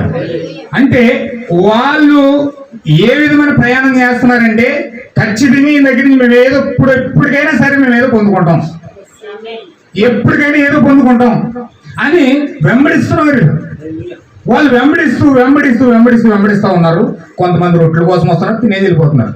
కొంతమంది స్వస్థతల కోసం వస్తున్నారు, ప్రార్థన చేసుకుంటారు, వెళ్ళిపోతున్నారు. అలా ఎవరికాలు వెళ్ళిపోతున్నారు. తండ్రులకు 3.5 సంవత్సరాలు సువార్త పరిచర్య జరిగింది. ఆ సువార్త పరిచర్యలో ఒక రోజు అండి ఒక బాలుడు వచ్చి, ఒక 12 సంవత్సరాల బాలుడు వచ్చి యేసుక్రీస్తు దగ్గరికి వచ్చాడు. యేసుక్రీస్తు దగ్గరికి వచ్చి 12 కాదు, ఇంచుమించు 24 సంవత్సరాలు. అప్పటికి 24 సంవత్సరాల కుర్రోడు, ఎత్త వయసులో ఉన్నాడు. ఆ కుర్రోడు వచ్చి యేసుక్రీస్తు దగ్గరికి వచ్చి, సత్పురుషుడా, సద్బోధకుడా, నేను నిత్య జీవం పొందుకోవాలంటే ఏం చేయాలి అన్నాడు. ఇతను ఏమన్నాడంటే, యేసుక్రీస్తు, నువ్వు నిత్య జీవం పొందుకోవాలంటే నీకు తెలియదా నిత్య జీవం ఎలా పొందుకోవాలో? మోషే చెప్పలేదా నీకు? చెప్పాడు. నువ్వేం చేయాలంటే 10 ఆజ్ఞలని పాటించేది. మోషే ఇచ్చాడు కదా నీకు, ఆ మోషే ఇచ్చిన 10 ఆజ్ఞలు కూడా పాటించేది. తల్లిదండ్రులకు గౌరవించమన్నాడు, సన్మానించమన్నాడు, అబద్ధమాడొద్దు అన్నాడు, మోసం చేయొద్దు అన్నాడు, నీ దేవుడిని యెహోవాను తప్ప వేరొక దేవుడికి మొక్కవద్దని చెప్పాడు. హల్లెలూయా. వ్యభిచరించకూడదు, పొగ తాగకూడదు అని ఈ 10 ఆజ్ఞలన్నీ కూడా చెప్పాడు. ఈ కుర్రాడు అన్నాడు, చిన్నప్పటి నుంచి పాటిస్తున్నాను అయ్యి, నేను Sunday school student, Sunday school master, నేను ధర్మశాస్త్రం తప్ప వేరే దాన్ని ఏది కూడా ఫాలో అవ్వను. నాకు ఎంత విశ్వాసం అంటే, నేను ఎంత నెమ్మదిస్తున్నంటే, నేను ఎంత నీతిమంతున్నంటే, నేను ఎంత క్రమశిక్షణ కలిగిన వ్యక్తినంటే అని తన గురించి తాను మొత్తం డబ్బాంతా కొట్టేసాడు. హల్లెలూయా. మొత్తం చెప్పుకొచ్చాడు విషయాలన్నీ కూడా, చాలా విషయాలు చెప్పుకొచ్చాడు. నేను చాలా క్రమశిక్షణ కలిగిన వ్యక్తినండి, చిన్నప్పటి నుంచి ధర్మశాస్త్రం తప్పదు వేరే దాన్ని దేన్ని పాటించలేదండి, అన్ని తల్లిదండ్రులు గౌరవిస్తున్నాను, ప్రేమిస్తున్నాను, సన్మానిస్తున్నాను, ఆ యొక్క అబద్ధ సాక్ష్యం చెప్పట్లేదు, నేను దేవుని తప్ప వేరే దేన్ని కూడా మొక్కట్లేదు అని చక్కగా మొత్తం విషయాలన్నీ చెప్పుకొచ్చాను. అన్ని చెప్పినారు. సరే, కింద నుంచి పైకి స్కాన్ చేసాడని యేసుక్రీస్తులాగా మొత్తం స్కాన్ చేసి, నువ్వు క్రైస్తవుడివే, ధర్మశాస్త్రం అంతా పాటిస్తున్నావు మంచిదే, చర్చికి వెళ్తున్నావు మంచిదే, విశ్వాసం కలిగి ఉన్నావు మంచిదే, సండే స్కూల్లో నీ పిల్లలందరికీ పాఠాలు నేర్పిస్తున్నావు మంచిదే, అన్ని మంచిగానే ఉన్నాయి. కానీ నీకు ఒకటి కొదువుగా ఉన్నది. ఏంటంటే హెల్ప్ చేసే నేచర్, హెల్పింగ్ నేచర్ లేదు నీకు హెల్పింగ్ నేచర్ లేదు. కాబట్టి ఇతరుల కోసం ఉపయోగపడే సామర్థ్యం లేదు, ఇతరుల కోసం జీవించే శక్తి లేదు నీకు. ఇతరుల కోసం బ్రతికేది ఏంటండి? ఇతరుల కోసం బ్రతికేది ఏంటి? నిత్య జీవం. నిత్య జీవం అంటే ఏంటంటే ఇతరుల కోసం జీవించుట అని అర్థం. ఇప్పుడు ఇతరుల కోసం నువ్వు జీవించాలి, నీకు నిత్య జీవం లేదు, అదే నీకు కొదువుగా ఉంది. అందుచేత నువ్వేం చేస్తావంటే నీకున్న మొత్తం అన్ని కూడా, ఆస్తులన్నీ అంతస్తులన్నీ మొత్తం అన్ని కూడా పేదకు పనిచేసి వచ్చి నన్ను ఫాలో అన్నాడు, నన్ను వెంబడించి అన్నాడు. వెంటనే వ్యక్తికి ఎలా వచ్చిందో తెలుసండి, కాల్మెక్ ప్రవర్త అన్నాడు, చీలమండిలో నుంచి వచ్చిందంట అతని పౌరుషం, చీలమండిలో నుంచి వచ్చిందంట. నేడు కాళ్ళు నుంచి బొట్టన వెళ్ళిపోయిన ఇలా లేచాడట ఒకేసారి. 5 గంటలు లేచి, అసలు నువ్వు బోధకుడు పోయినా, నువ్వు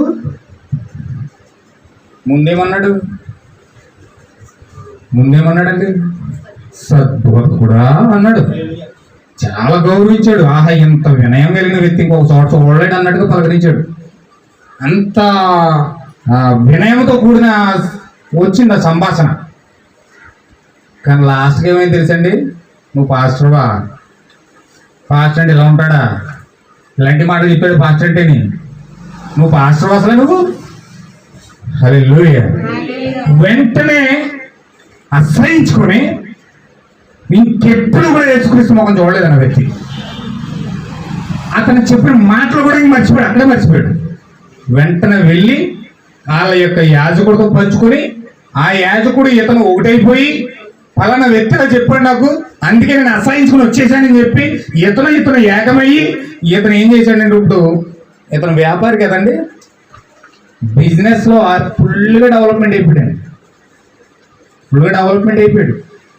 చాలా డెవలప్మెంట్ అయిపోయాడు. విస్తారమైన సంపద వచ్చేసిందండి. మీకు తెలుసా, యేసుక్రీస్తును ఎప్పుడైతే వదిలిపెడతావు అప్పుడు నువ్వు బాగుపడతావు. ఆమేన్. నేను చెప్పే స్టేట్మెంట్ చాలా జాగ్రత్తగా అర్థం చేసుకోండి మీరు. చాలా మంది యేసుక్రీస్తు దగ్గరికి వెళ్తే బాగుపడతాం అనుకుంటారు. యేసుక్రీస్తు దగ్గరికి వెళ్తే ఆస్తులు అంతస్తులు వచ్చేస్తాయి, బిల్డింగ్లు వచ్చేస్తాయి, కార్లు వచ్చేస్తాయి, ఏసీ కార్లు వచ్చేస్తాయి, శుభ్రంగా ఎంజాయ్ చేయొచ్చు అనుకుంటారు.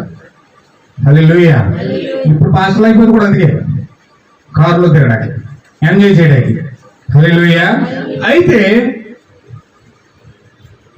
యేసుక్రీస్తుని ఎప్పుడైతే నువ్వు వదిలేస్తావో అప్పుడు నీ యొక్క దృష్టి వేరే దానిపై మళ్ళీపోతుంది. బైబిల్లో మాట చెప్పాడు దేవుడు, ఏం చెప్పాడు తెలుసా అండి? సిరికిని దేవునికి వైడూర్యం అంట. ఏంటంటే యుద్ధం. అంటే మనకు మనసు ఎక్కడ ఉంటుంది అంటే డబ్బు ఎక్కడ ఉంటుందో అక్కడే ఉంటుంది మనసు. మన ధనం ఉన్న చోటే మనసు ఉంటుంది. నువ్వు దేని మీద దృష్టి పెట్టలేవండి. నువ్వు సమస్త మనసు అంతా కూడా డబ్బు మీద పెడతావు. డబ్బు కోసమే పని చేస్తావు, డబ్బు కోసమే ఉద్యోగం చేస్తావు, డబ్బు కోసమే అన్ని కార్యాలు చేస్తావు. డబ్బు కోసం డబ్బు ఎలాగైనా మనిషిని ఆడిస్తుంది. డబ్బు ఉంటే పేరు వస్తుందని, డబ్బు ఉంటే పదవులు వస్తాయని, డబ్బు వస్తే గౌరవం వస్తుందని రకరకాలుగా వాటిని సంపాదించడానికి మనిషి చాలా తాపత్రయాలు పడతాడు. ఎన్ని అడ్డదారులనే దొక్కుతాడు దానికోసం. స్త్రీలు ఉన్నారంటే ఆ డబ్బు కోసమే శరీరాలు అమ్మేసుకున్నారు ఈరోజు. ఆ డబ్బు కోసమే ఏ చెడ్డ పని చేయడానికైనా కారణం డబ్బు. హల్లెలూయా. ఎంతగా ధనవంతుడి యొక్క ఈ వ్యసనకరమైన కార్యం ఏదంటే అతని ఆశ అంతా కూడా డబ్బు సంపాదించాలని, డబ్బు సంపాదించాలని. దాన్ని చూసాడు దేవుడు. యేసుక్రీస్తు దాన్ని చూసి నీవు సంపాదించింది ఇతరులకు ఎప్పుడైనా పెట్టావా అని అడిగాడు.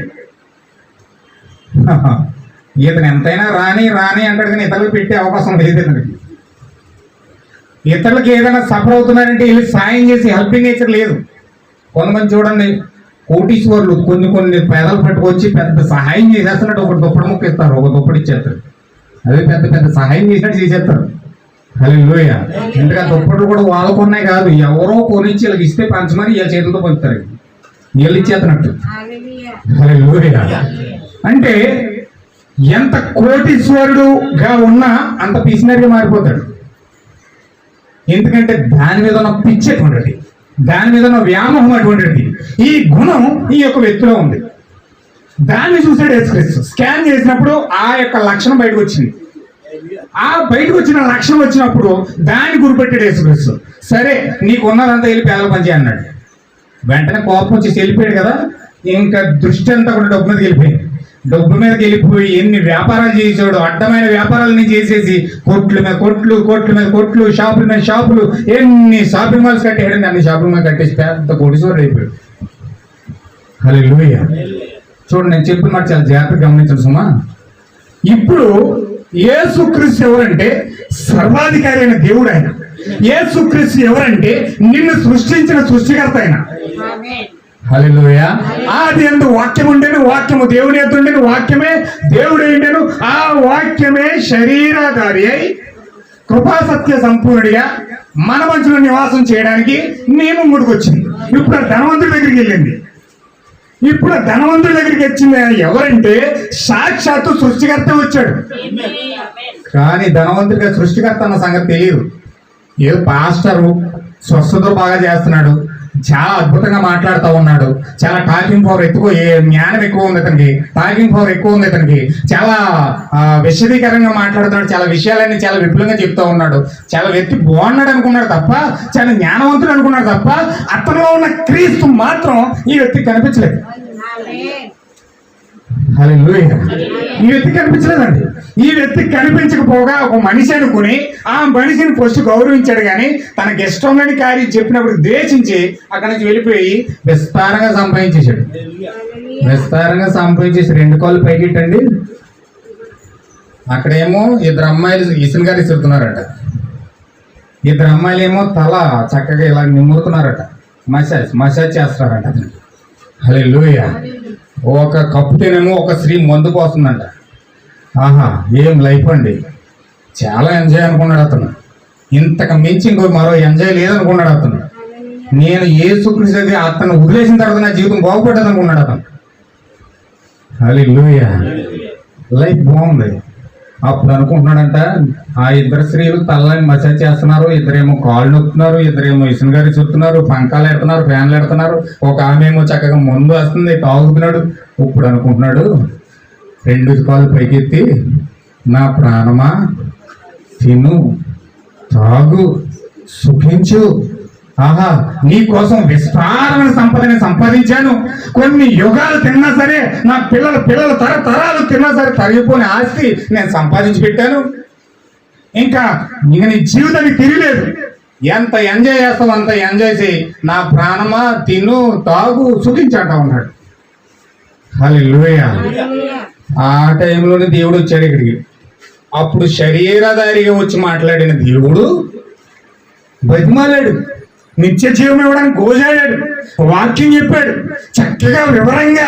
అయ్యా నీకు ఇది కొదువుగా ఉంది, నిత్య జీవం లేదు, నిత్య జీవం పొందుకోవాలంటే నీవు ఖచ్చితంగా నీ యొక్క వ్యసనాన్ని, నీ యొక్క జీవితాన్ని మార్చుకోవాలి. నీ లక్ష్యం అంతా కూడా, నీ ఆశ అంతా కూడా డబ్బు మీద ఉంది, దాన్ని మార్చుకొని నీ ఆశ అంతా కూడా వాక్యం వైపు తిప్పాలి అని చెప్పాడు.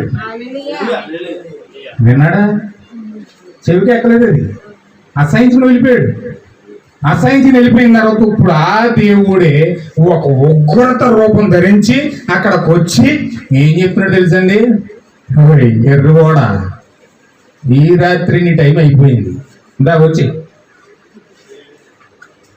హల్లెలూయా. ఏమన్నాడు వాడిని? ఎర్రిగోడ అన్నాడు.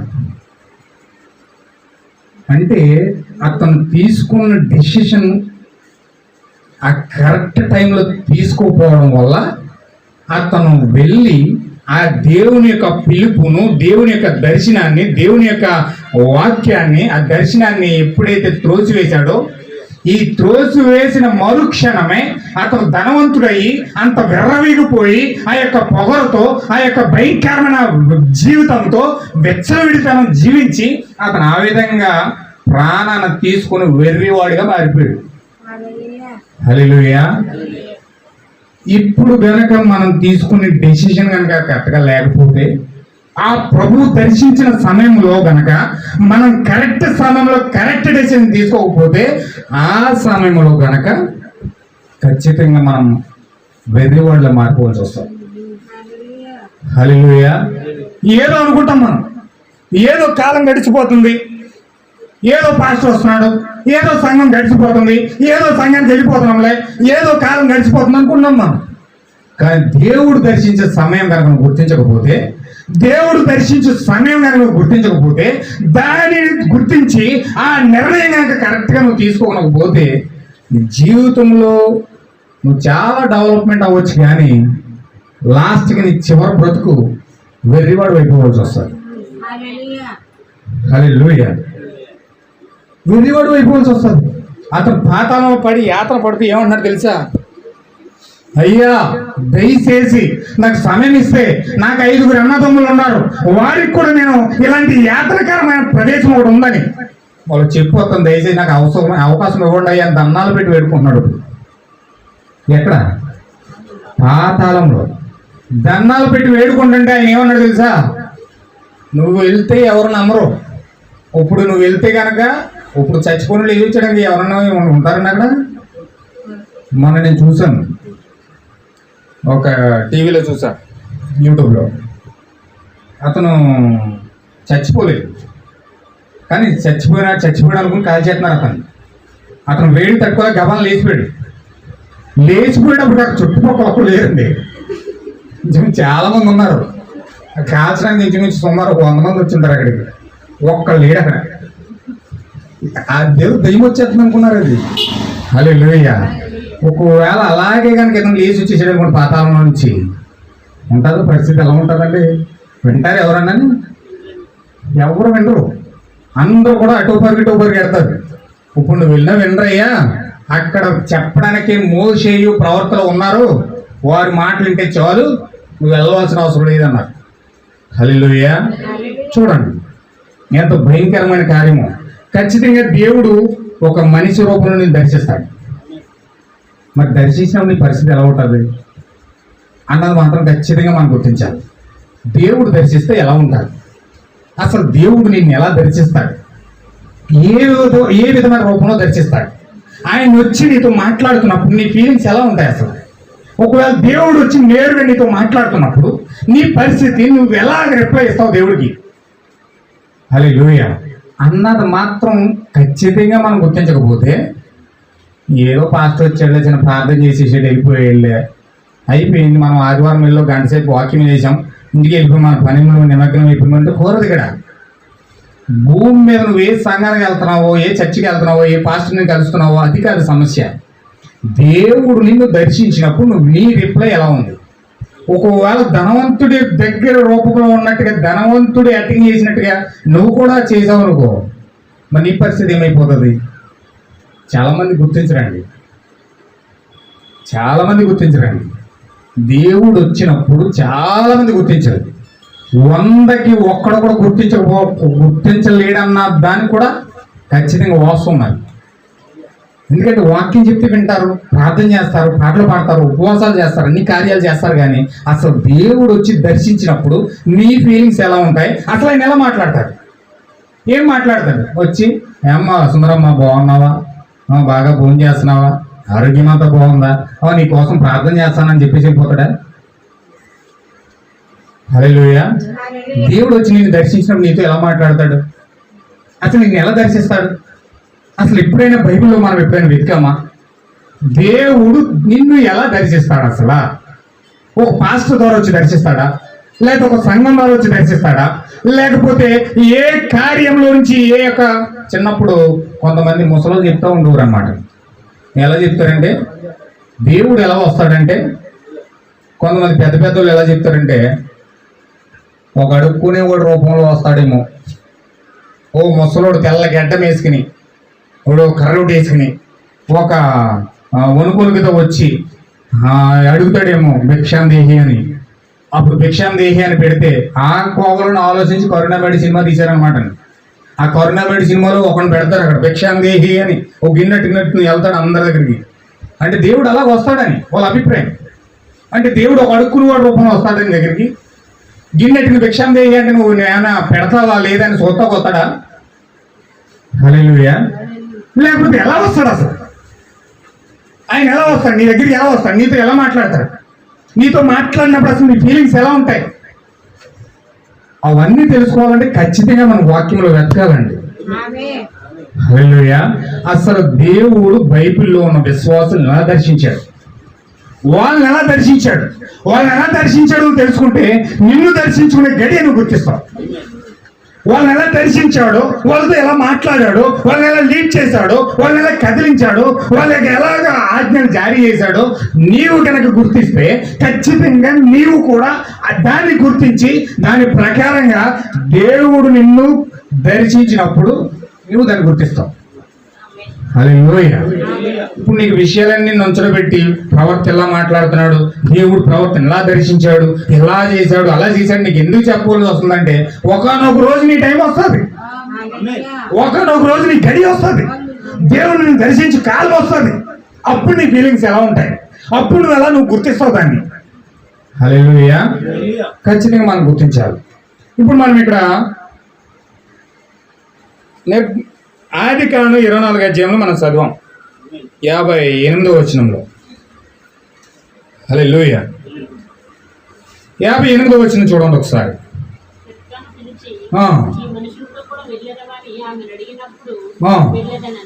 ఇప్పుడు రెబెకా కోసం మనం చూస్తున్నాం. ఈ రెబెకా ఎప్పుడైతే ఒక డిసిషన్ అడుగుతా ఉన్నాడు, ఒక నిర్ణయాన్ని అడుగుతూ ఉన్నారు రెబెకాని. హల్లెలూయా. ఏమన్నా అందరు ఇక్కడే ఉన్నారా? హల్లెలూయా.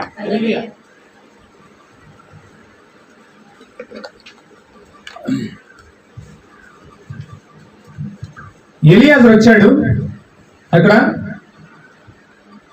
ఆ ఎలియాజరు వచ్చి కుటుంబస్తులకంతా కూడా వివరంగా తన వివరణ అంతా కూడా చెప్పాడు. చెప్పిన తర్వాత ఇప్పుడు రెబెకా అని డెసిషన్ అడుగుతున్నాడు. ఈ మనుషులతో కూడా వెళ్ళేదవా అని అడుగుతున్నాడు. ఆమె వెంటనే ఆలోచించలేదు. వెంటనే డిసిషన్ తీసేసుకుంది. నేను వెళ్తానంది. ఈ మనిషి ఎవరో తెలియదు, ఎక్కడో నూతుకాడికి వచ్చాడు, ఒంటులు తీసుకొచ్చాడు, వడ్డానం పెట్టాడు, పెళ్లి సంబంధం చూస్తానని చెప్పాడు, చూశాడు, మాట్లాడాడు, యజమానుడి కోసం చెప్పాడు. ఆ పెళ్లి కొడుకు ఎలా ఉంటాడో తెలియదు, ఆ పెళ్లి కొడుకు తండ్రి మామయ్య ఎలా ఉంటాడో తెలియదు. మొత్తం ఏమి కూడా ఈమె ఊహించలేదు, అనుకోలేదు, చేయలేదు. కానీ ఈమె వెళ్ళేదో అని అడిగినప్పుడు, అన్నదమ్ముల్ని అమ్మని అడిగినప్పుడు మాత్రం ఈమె నేను వెళ్తానని నిర్ణయం తీసేసుకుంది. హల్లెలూయా. ఎందుకు అలా నిర్ణయం తీసేసుకుంది చూడండి. కాబట్టి వారు తమ సహోదరి చాలా చూడండి, చాలా జాగ్రత్తగా గమనించండి. మనం నిర్ణయాలు చేయడానికి బలవంతం చేయబడతాం. అక్కడ సమయాలు ఉన్నప్పుడు మనం అవును లేదో కాదు అని చెప్పుటకు అది ఆ చోటుకు వచ్చటకు మనం కలిగి ఉన్నాం. అది కేవలం మనిషిలోని జీవం. అక్కడ ఒక సమయం మనం మధ్యస్థంగా నిలిచి ఉంటాం. హల్లెలూయా. నిర్ణయం తీసుకున్నప్పుడు మధ్యలో నిలిచిపోతామండి. అటు అవునని చెప్పలేం, ఇటు కాదని చెప్పలేం, మధ్యస్థంగా ఉండిపోతాం అనమాట. నిర్ణయం చాలా డెసిషన్ తీసుకునేటప్పుడు చాలా ఆలోచిస్తామండి. హల్లెలూయా. మరియు దేవుడు అది కనుక అనుమతించినట్లయితే చూడండి, ఈ రాత్రి సంఘము విడిచి వెళ్ళేటప్పుడు ఖచ్చితంగా నిర్ణయం తీసుకోవాలి. పరిశుద్ధాత్మ వచ్చి మన మధ్య ఖచ్చితంగా పనిచేసినట్లయితే, పరిశుద్ధాత్మ కనుక నీతో నేరుగా మాట్లాడినట్లయితే ఖచ్చితంగా నువ్వు నిర్ణయం అవునని లేదా కాదని డెఫినెట్గా నిర్ణయం తీసుకుంటావు. హల్లెలూయా. ఆమేన్. హల్లెలూయా. పరిశుద్ధాత్మ వచ్చి నీతో మాట్లాడింది, అది పరిశుద్ధాత్మయే అని నువ్వు ఖచ్చితంగా గుర్తిస్తే నువ్వు ఖచ్చితంగా డెసిషన్ తీసుకుంటావు. ఎందుకంటే ఒప్పింప చేసేది నేను పరిశుద్ధాత్మ, ఒప్పింప చేసేది నేను పరిశుద్ధాత్మ. అప్పుడు మనం బలవంతం చేయబడం. ఖచ్చితంగా ఇక్కడ అబ్రహాము కొరకు ఒక సమయం వచ్చింది. గొప్ప కుహత్రకర్త మరియు దేవుని యొక్క సేవకుడు ఒక నిర్ణయం చేయడానికి, మరియు ఈ నిర్ణయం కేవలం తన కుమారుడైన ఇస్సాకు కొరకు అతను నిర్ణయించవలసి వచ్చింది. అది అతను దాని కొరకు 25 సంవత్సరాలు ఎదురు చూశాడు. మృతమైన ఒకరి నుండి అతను పొందాడు, మరియు అతడు పిలువబడినని మరియు ప్రత్యేకించబడినని ఎరిగి ఉన్నాడు. దేవుని యొక్క వర్తమానికుడు మరియు అక్కడ ఒక సమయం వచ్చినప్పుడు నిర్ణయం చేయవలసి ఉంది. దేవుని యొక్క ప్రణాళిక కొనసాగించుటకు ఎవరు అతనికి సహాయంగా ఉండును? మీరు చూసారా, దేవుడు మన యొక్క అన్ని నిర్ణయాలు చేయడు. మరియు అక్కడ చాలా సమయాల్లో ఆయన ప్రవక్తలు కేవలం ఏం చేయాలో అది దేవుడు చెప్పడు. ఎందుకంటే వారు నిర్ణయం చేయవలసి ఉన్నదంతే. అక్కడ మనం నిర్ణయం చేయకపోయినట్లయితే కేవలం దేవుని యొక్క ప్రతి కదలికను ఎదురు చూడం. అప్పుడు అక్కడ మన భాగంలో జయం లేనప్పుడు మనము కొన్నిసార్లు తప్పుడు నిర్ణయాలు చేస్తాం. దేవుడిచే అభిషేకించబడిన ప్రవక్తలు తప్పు నిర్ణయాలు కూడా చేయదురు, మరియు చాలాసార్లు మోసగించబడుతురు. హల్లెలూయా. మీరు ఎప్పుడైనా గమనించారా? ఇస్సాకు గురించి ఆలోచించండి. యాసావు మరియు యాకోబు మరియు అక్కడ శరీరంగా గుడ్డివారే కూర్చొని అన్నాడు. ప్రభు యొక్క గొప్ప ప్రవక్త ఎదుగు వచ్చినప్పుడు మరియు ఆ సమయమున ఆత్మీయంగా గుడ్డివాడ మరియు యాకోబు అతని మెడ చుట్టూ గొర్రె చర్మం యొక్క ముక్కను ఉంచుకున్నాను, మరియు యాసావు అతని అంగీని ధరించాను. ఈ విధముగా అతడు పొలంలో దానివలే వాసన కలిగి ఉండేను. మరియు తన తండ్రి తన ప్రవచన చేతులు తన కుమారుడిపై వేశాను.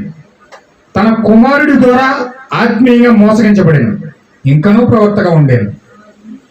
హల్లెలూయా. చూడండి, ఇక్కడ చాలా చక్కగా ప్రవక్త వివరిస్తున్నాడు దాన్ని. ఇప్పుడు ప్రవక్త దీర్ఘదర్శి అంటారు, అవును కదండి? ప్రవక్త అంటే అర్థం ఏంటండి? దీర్ఘదర్శి అని అర్థం. అంటే ప్రవక్త అంటే అర్థం ఏంటంటే చాలా దూరాన్ని ఉన్న సంగతులు తను చూచి వివేచించి ప్రజలకు తెలియజేస్తాడు ప్రవక్త అంటే. హల్లెలూయా. అంటే దీర్ఘదర్శి అతని పేరు దీర్ఘదర్శి. ఇప్పుడు అతను ఏం చేస్తున్నాడంటే, యాకోబు యాసావు అనే ఇద్దరు అన్నదమ్ములు ఉన్నారు, మనకు తెలుసు వాళ్ళిద్దరు కూడా. యాకోబు ఇస్సాకు యొక్క పిల్లలు వాళ్ళు. ఇప్పుడు ధర్మశాస్త్ర ప్రకారం ఆశీర్వాదం, తండ్రి యొక్క ఆశీర్వాదం ఎవరి మీద అయితే కుడి చేయి పెట్టి దీవిస్తాడో ఈ యొక్క పెద్ద కుమారుడి మీదే తండ్రిలో ఉన్న ప్రవచన వాక్యము, దేవుడు దీవించిన దీవెనలు యేసుక్రీస్తు చెప్పాడు కదండి. మా ధర్మశాస్త్రం ఉంటుంది. మోషేతో మాట్లాడుతున్నాడు. ఏమని మాట్లాడుతున్నాడంటే, నువ్వెవరు అని చెప్పి నేను చెప్పిన ఇజ్రాయేల్ ప్రజల కంటే ఆయన ఏమన్నాడు తెలుసండి? నేను అబ్రహాము దేవుడను, ఇస్సాకు దేవుడను, యాకోబు దేవుడు అన్నాడు. అంటే అబ్రహాంతో ఎలా కదిలాడో అబ్రహాం ఇస్సాకును దీవించాడు, ఇస్సాకుతో కూడా దేవుడు ఎలా కదిలాడు. ఇస్సాకేమో యాకోబుని దీవించాడు, యాకోబుతో దేవుడు ఇస్సాకుతో ఎలా కదిలాడో యాకోబుని అలా దీవించాడు, యాకోబుతో దేవుడు అలా కదిలాడు. హల్లెలూయా. అంటే ఎవరి మీదైతే కుడి హస్తం వేసి దీవిస్తాడో తండ్రి, అతని మీదకి ఆశీర్వాదం అంతా కూడా వస్తుంది. దేవుడు ఎలా కదిలాడో ఇతనితో కూడా అలా కదులుతాడు. అందుచేత ఇప్పుడు యాక్చువల్ గా ఇస్సాకు అభిషేకించవలసిన వ్యక్తి ఎవరండి? ఇస్సాకు ఎవరిని అభిషేకించాలి? యాసావును అభిషేకించాలి. పెద్ద కొడుకు యాసావు. యాసావు యొక్క జ్యేష్ఠత్వ హక్కును, ఆశీర్వాదాన్ని ఎవరు పొందుకోవాలంటే యాసావు పొందుకోవాలి. యాసావు దీవించడానికి ఇస్సాకు రమ్మన్నాడు. ఇస్సాకు రమ్మని ఇస్సాకుతో చెప్తున్నాడు. యాకోబు యాసావుతో చెప్తున్నాడు ఏమనంటే, కుమారుడా, నేను చనిపోయవలసే సమయం వచ్చింది కనుక నేను ఇంకా నా టైం అయిపోయింది, దేవుడు నాకు చూపించాడు దాన్ని, నేను వెళ్ళిపోతాను. నువ్వు అడుగు వెళ్ళి చక్కగా వేటాడి ఒక మంచి లేడీని తీసుకొచ్చి నాకు ఆహారంగా పెట్టు, నేను శుభ్రంగా తిని నేను పరిపూర్ణంగా దీవిస్తాను అని చెప్పి ఇక్కడ చక్కగా చెప్పాడు. చక్కగా ఈ తొలి పక్క నుంచి విన్నది ఎవరండి? ఎవరున్నారు? రెబకమ్మ.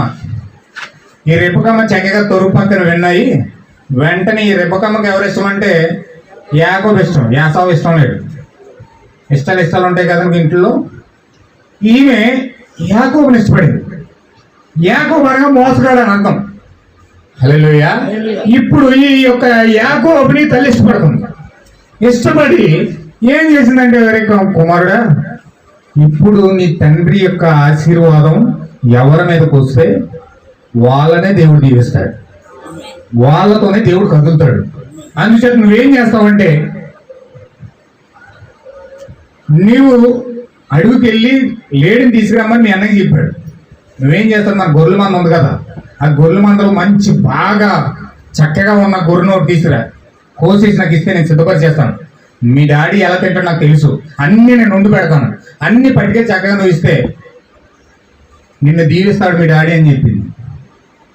అమ్మ, అన్నయ్య ఏమో ఒళ్ళంతా రోమాలు ఉంటాయి. ఎందుకంటే ఆ యొక్క యాసవుకు ఒళ్ళంతా బొచ్చండి. జంతువుకి ఎలాగైతే ఒళ్ళంతా వెంట్రుకలు వచ్చేస్తాయో అలాగుంటుంది యాసవుకు ఒళ్ళంతా మొత్తం వెంట్రుకలు అంతా ఏమంటమాట, మొత్తం పుల్లుగా ఎక్కువ వచ్చేసింది. అన్నయ్యకి ఏమో ఒళ్ళంతా రోమాలు ఉన్నాయి, నాకేమీ లేవు, మరి నేను వెళ్తే నన్ను గుర్తుపట్టడా నానా అని చెప్పింది. అయితే ఒక పని చేయి, ఆ గొర్రె పిల్లని కోసేటప్పుడు దాని చర్మం అంతా ఒలుస్తావు కదా, ఆ చర్మం అంతా నువ్వు కప్పేసుకో. ఆ చర్మం అంతా ఖాళీ లేకుండా మొత్తం అంతా కప్పేసుకుని నువ్వు వండిన మాంసం కూర అన్ని పట్టుకెళ్ళి మీ డాడీకి ఇట్టని చెప్పింది. ఎప్పుడైతే మొత్తం వండిన వంటకాలన్నీ తీసుకుని యాకోబు అక్కడికి వెళ్ళి నాన్నగారు అని పిలిచాడు. హల్లెలూయా. స్వరం ఎక్కడి నుంచి వచ్చింది? స్వరం ఏమో యాకోబు స్వరం వస్తుంది. పాటలు పాడతారు కదా మీరు, హల్లెలూయా. స్వరం ఏమో యాకోబు స్వరం, నాన్నగారు అన్నాడు. ఈయన అనుకున్నాడు చిన్న కుమారుడు అనుకున్నాడు. అర్థమైపోయింది, చిన్న కుమారుడు అన్న సంగతి అర్థమైంది. కానీ ఈయనకి ఇంకా డౌట్ సాలక దగ్గరికి రమ్మన్నాడు. దగ్గరికి రమ్మంటే దగ్గరికి వచ్చాడు. ఇలా తడిని చూశాడు. ఎందుకంటే గుడ్డోడు కదా, నేను కళ్ళు గుడ్డోడు అయిపోయింది, వయసు వచ్చేసింది. ఇలా తడిని చూస్తే ఒళ్ళంతానేమో రోమాలు కనపడుతున్నాయి. చర్మం కప్పేసుకున్నాడు కదా, మరి చర్మం కప్పేసుకుంటే ఒళ్ళంతానేమో చర్మం ఉంది. మాట చూస్తేనేమో యాకోబు స్వరం వస్తుంది. కన్ఫ్యూజ్లోకి వెళ్ళిపోయి ఇప్పుడు ఇస్సాకు కన్ఫ్యూజ్లోకి వెళ్ళిపోయి, సరే తడిని చూస్తే యాసవలో కనపడుతున్నాడు అని చెప్పి తీసుకెళ్లి శుభ్రంగా వంటకాలన్నీ తినేసి దీవించేసాడు. హల్లెలూయా. ఏమన్నా దీర్ఘదర్శి అని ప్రవక్త పేరుంది కదా, ఇస్సాకు ప్రవక్త అయి ఉన్నాడు కదా, ఆయన దూరపు చూపు చూసి తన హృదయంలో అతను ఎవరో తెలిసి అతను అర్థమవుతుంది కదా, అతను ఎవరో తెలుస్తుంది కదా ఖచ్చితంగా. ఇక్కడ ప్రవక్త ఇక్కడ ఎందుకు మోసపోయాడు? ఇస్సాకు ఎందుకు మోసపోయాడు? ఈ యొక్క యాకోబు వస్త్రాన్ని కప్పుకుని గొర్రె చర్మాన్ని కప్పుకుని పట్టుకెళ్ళి వెళ్ళిపోయాక నేనే పెద్ద కుమారుని అన్నీ దీవించి అంటే ఎలా దీవించేడు వ్యక్తి? ఎలా మోసపోయాడు ఈయన? అంటే అతని డిసిషన్ చూడండి, అతని నిర్ణయం చూడండి. అంటే ప్రవర్తనలు కూడా తప్పే చేస్తారు, కానీ ఆ తప్పు ఎందుకు చేస్తున్నారో వాళ్ళకి తెలియదు. ఆమేన్. హల్లెలూయా. హల్లెలూయా. ఇంకొంచెం నేను కిందకి వెళ్తున్నాను చూడండి, జాగ్రత్తగా పట్టుకో. ఏలియా ఏమి చేశాను? దేవుని యొక్క మనుషులు సునేమిరేలైన స్త్రీ కన్నీరు కాచుచు వేగముగా వచ్చినప్పుడు ఆమె బాధలో ఉన్నదని ఏలియాకు తెలుసు. దేవుడు అది నాకు దాచి ఉంచాను. ఈ విధముగా ప్రతి మనుషుడు తన నిర్ణయం చేయడానికి సమయం కేటాయించబడింది. అతడు ఒక బోధకుడు అయినా, ఒక ప్రవక్త లేదా ఒక సంఘ సభ్యుడైనా లేదా ఏమైనా ఒక నిర్ణయం చేయాల్సి ఉంది. మరియు ఈ సమయం వచ్చింది. 12 అయిపోయింది, నేను ముగించేస్తాను. ఒక 5 నిమిషాలు నాకు టైం ఇవ్వండి. హల్లెలూయా. నేను వచ్చే వారం కంటిన్యూ చేస్తాను, ఎందుకంటే అయినా అవ్వకపోయినా నేను ముగిస్తాను. వచ్చే వారం కంటిన్యూ చేస్తాను దేవుని చిత్తాన్ని బట్టి. కొంచెం లేట్ అయినా పర్లేదు, ఎందుకంటే సమయం కొంచెం మించిపోతుంది కాబట్టి మనం అంత సమయం ఉంచడం మంచిది కాదు. చాలా జాగ్రత్తగా మీరు గమనించాను. దేవుని నామమున మహిమ కలుగును గాక. హల్లెలూయా. చూడండి ఇక్కడ, మరియు ఆ సమయం వచ్చింది. మరియు అబ్రహాము నిశ్చయించుకున్నాడు. అది తన కుమారుడు ఒక అవిశ్వాసిని వివాహం చేసుకున్నటకు అతడు కోరుకోలేదు. అది నేడు క్రైస్తవుల కొరకు మంచి నిర్ణయమై ఉన్నది. అబ్రహాం యొక్క కుమారులు మరియు కుమార్తెలు ఎవరున్నానో వారి యొక్క పిల్లలను గూర్చి అదే నిర్ణయం చేసేదరు. ఇప్పుడు అవిశ్వాసపు బాలికలు ఎంత అందముగా ఉన్నానో అది ఏ విధముగా భేదము చేయదు. మరియు వారు ఎంత మంచి స్త్రీగా ఉన్నను, కానీ అబ్రహాము ఆ రకమైన చెత్తతో తన కుమారుడు సంబంధం కలిగి ఉండడం కోరుకోలేదు. హల్లెలూయా. అంటే అబ్రహాం యొక్క నిర్ణయం చూడండి, ఒక మంచి డిసిషన్. అంటే సహోదరులారా, ఖచ్చితంగా మీ హృదయాల్లో వాక్యాన్ని బట్టి నేను నిర్ణయం తీసుకుని ఉండాలి, వాక్య ప్రకారమే నేను నడవాలి, నేను అన్యులతో సహవాసం చేయకూడదు, ఖచ్చితంగా అన్యులతో వివాహం ఆడకూడదు అని హృదయాల్లో ఉన్న నిర్ణయం తీసుకుంటేనే ఆ నిర్ణయాన్ని బట్టి మనం ముందు కదులుతాం. నిర్ణయం లేకుండా ఏ మంచి మనం పని చేయం. హల్లెలూయా. హృదయంలో ముందు నిర్ణయం తీసుకుంటేనే, ఈ కాలం మీకు ప్రవక్త అన్నాడండి, ఏమన్నాడు తెలుసా? నువ్వు తీసుకున్న నిర్ణయం అంట 3 సంవత్సరాలు పనిచేస్తుంది. 3 సంవత్సరాల తర్వాత నిర్ణయం నెరవేర్పులోకి వస్తుందట. నువ్వు ఇప్పుడు నిర్ణయం తీసుకుంటే ఆ నిర్ణయం 3 సంవత్సరాల తర్వాత అది వెలుగులోకి వస్తుందట. అది నెరవేర్చడం మొదలవుతుంది. అంటే నువ్వు 3 సంవత్సరాలకు ముందు ఒక మంచి నిర్ణయం తీసుకుంటే ఆ నిర్ణయం 3 సంవత్సరాల తర్వాత నీ భవిష్యత్తుని తెలియజేస్తుంది. హల్లెలూయా. అందుకే అబ్రహాము ముందుగా నిర్ణయం తీసుకున్నాడు, తన కుమారుడికి అన్యులతో వివాహం చేయకూడదని.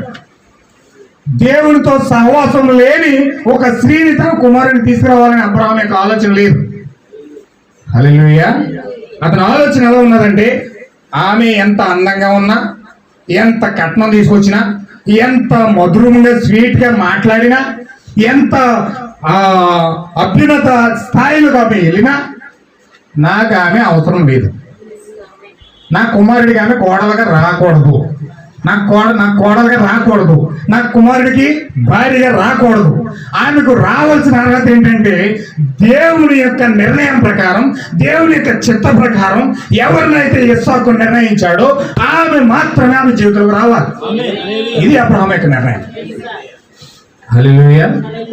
చూడండి, అలాంటి నిర్ణయం తీసుకున్నాడు కాబట్టి కొన్ని దినముల తర్వాత ఆ నిర్ణయం నెరవేర్పులోకి వస్తుంది. హల్లెలూయా. కొంతమంది అనుకుంటారు ఖాళీగా కూర్చుని ఆన్లైన్లో చూసి ఆడిలా మంచి బిల్డింగ్ కట్టుకుంటే బాగుంది, ఆడిలాగా కారులో జలసా చేసి తాగితే ఎంజాయ్ చేసి బాగుంది అనుకుంటారు మనసులో. ఆటోమేటిక్గా 2-3 సంవత్సరాలు అయిపోయిన తర్వాత ఈ చేతిలో బీరు ఉంటుంది. ముందు ఎప్పుడు అలవాటు లేదు, కానీ ఎవరినో చూసి అనుకున్నాడు, ఆటోమేటిక్గా 3 సంవత్సరాల తర్వాత చేతిలో బీరులతో దొరుకుతూ ఉంటాడు. ఎందుకని? అతను 3 సంవత్సరాల క్రితం ఆటోమేటిక్గా అక్కడ అతను చూసి నిర్ణయం తీసుకున్నాడు అనమాట. నిర్ణయం తీసుకుని అతను ఫాలో అవడానికి ఇష్టపడ్డాడు. ఆటోమేటిక్గా 3 సంవత్సరాల తర్వాత అతని భవిష్యత్తు అలాగైపోయింది. హల్లెలూయా. వింటున్నారండి? అర్థమవుతుంది కదా మీకు? పవన్ కళ్యాణ్ చూస్తాడు, అలానే స్టెప్లు వేస్తే బాగుంది ఏదో ఒక సమయంలో అనుకుంటాడు. ఆటోమేటిక్గా అడిగిలా కొట్టు చెప్పుకుంటాడు ఒక రోజు. హల్లెలూయా. వాడు ఎలా డ్యాన్స్ చేస్తున్నాడో, ఎలా మాట్లాడుతున్నాడో, ఎలా స్టెప్లు వేస్తున్నాడో ఆటోమేటిక్గా ఫాలోవర్ అయిపోతాడు. ఎందుకని?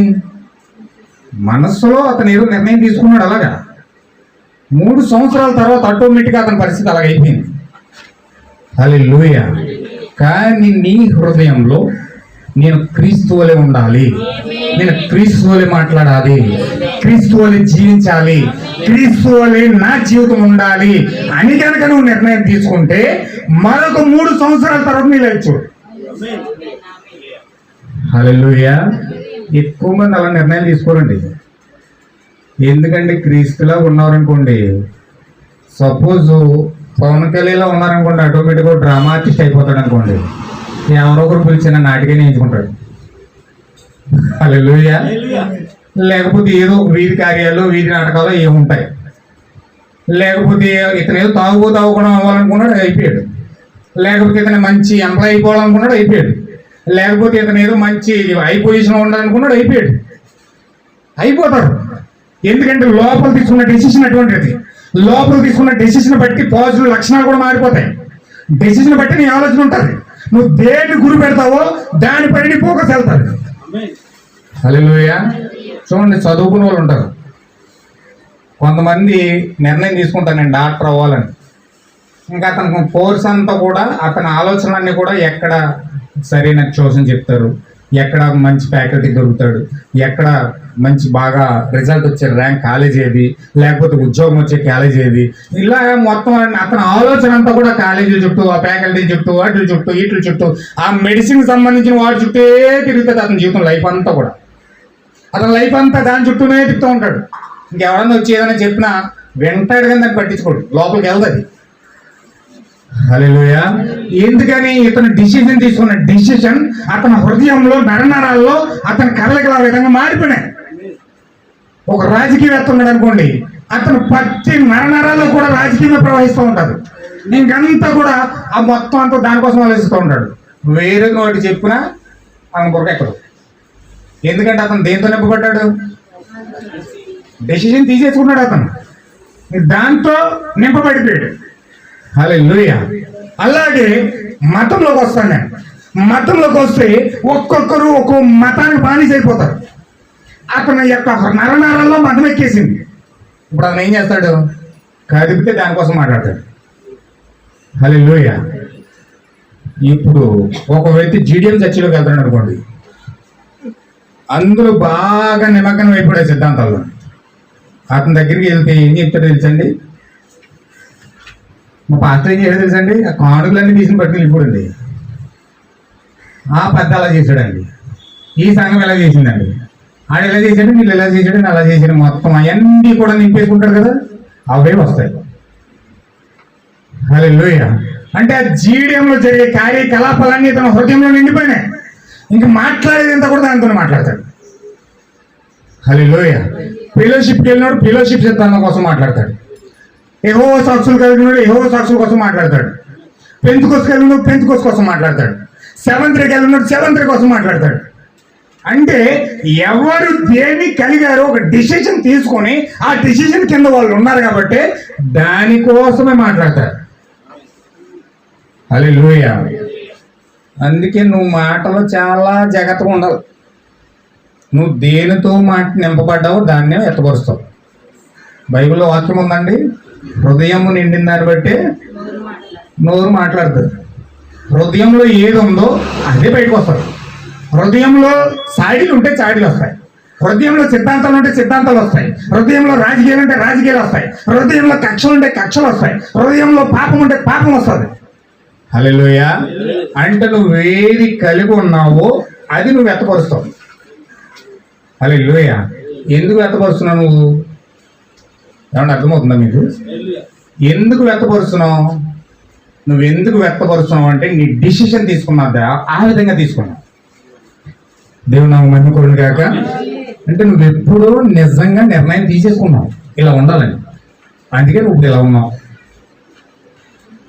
అనుకుంటాను నా జీవితం ఇలాగైపోయింది, నా లైఫ్ ఇలాగైపోయింది అనుకుంటూ బాధపడతావు ఒక సమస్య వచ్చినప్పుడు, ఒక బాధ వచ్చినప్పుడు. కానీ నువ్వు ఒకప్పుడు ఆ నిర్ణయం తీసుకున్నావు, ఆ నిర్ణయం తీసుకున్నావు కాబట్టి ఈరోజు నీ బతుకు ఇలాగైపోయింది. హల్లెలూయా. అసలు తాగుబోతు కాదు కానీ ఒకప్పుడు నిర్ణయం తీసుకున్నావు. నువ్వు వేశ్యవు కాదు కానీ ఒకప్పుడు నిర్ణయం తీసుకున్నావు. నువ్వు అసలు పాపే కాదు కానీ ఒకప్పుడు నువ్వు నిర్ణయం తీసుకున్నావు. ఆ నిర్ణయాలు బట్టి నీ లైఫ్ ఈ విధంగా నడుస్తుంది. హల్లెలూయా. దేవుడు నాకు మహిమ కలుగును గాక. నీ నిర్ణయాన్ని బట్టి నీ భవిష్యత్ ఆధారపడి ఉంది. బట్ నువ్వెలా నిర్ణయం తీసుకున్నావు అది కావాలి.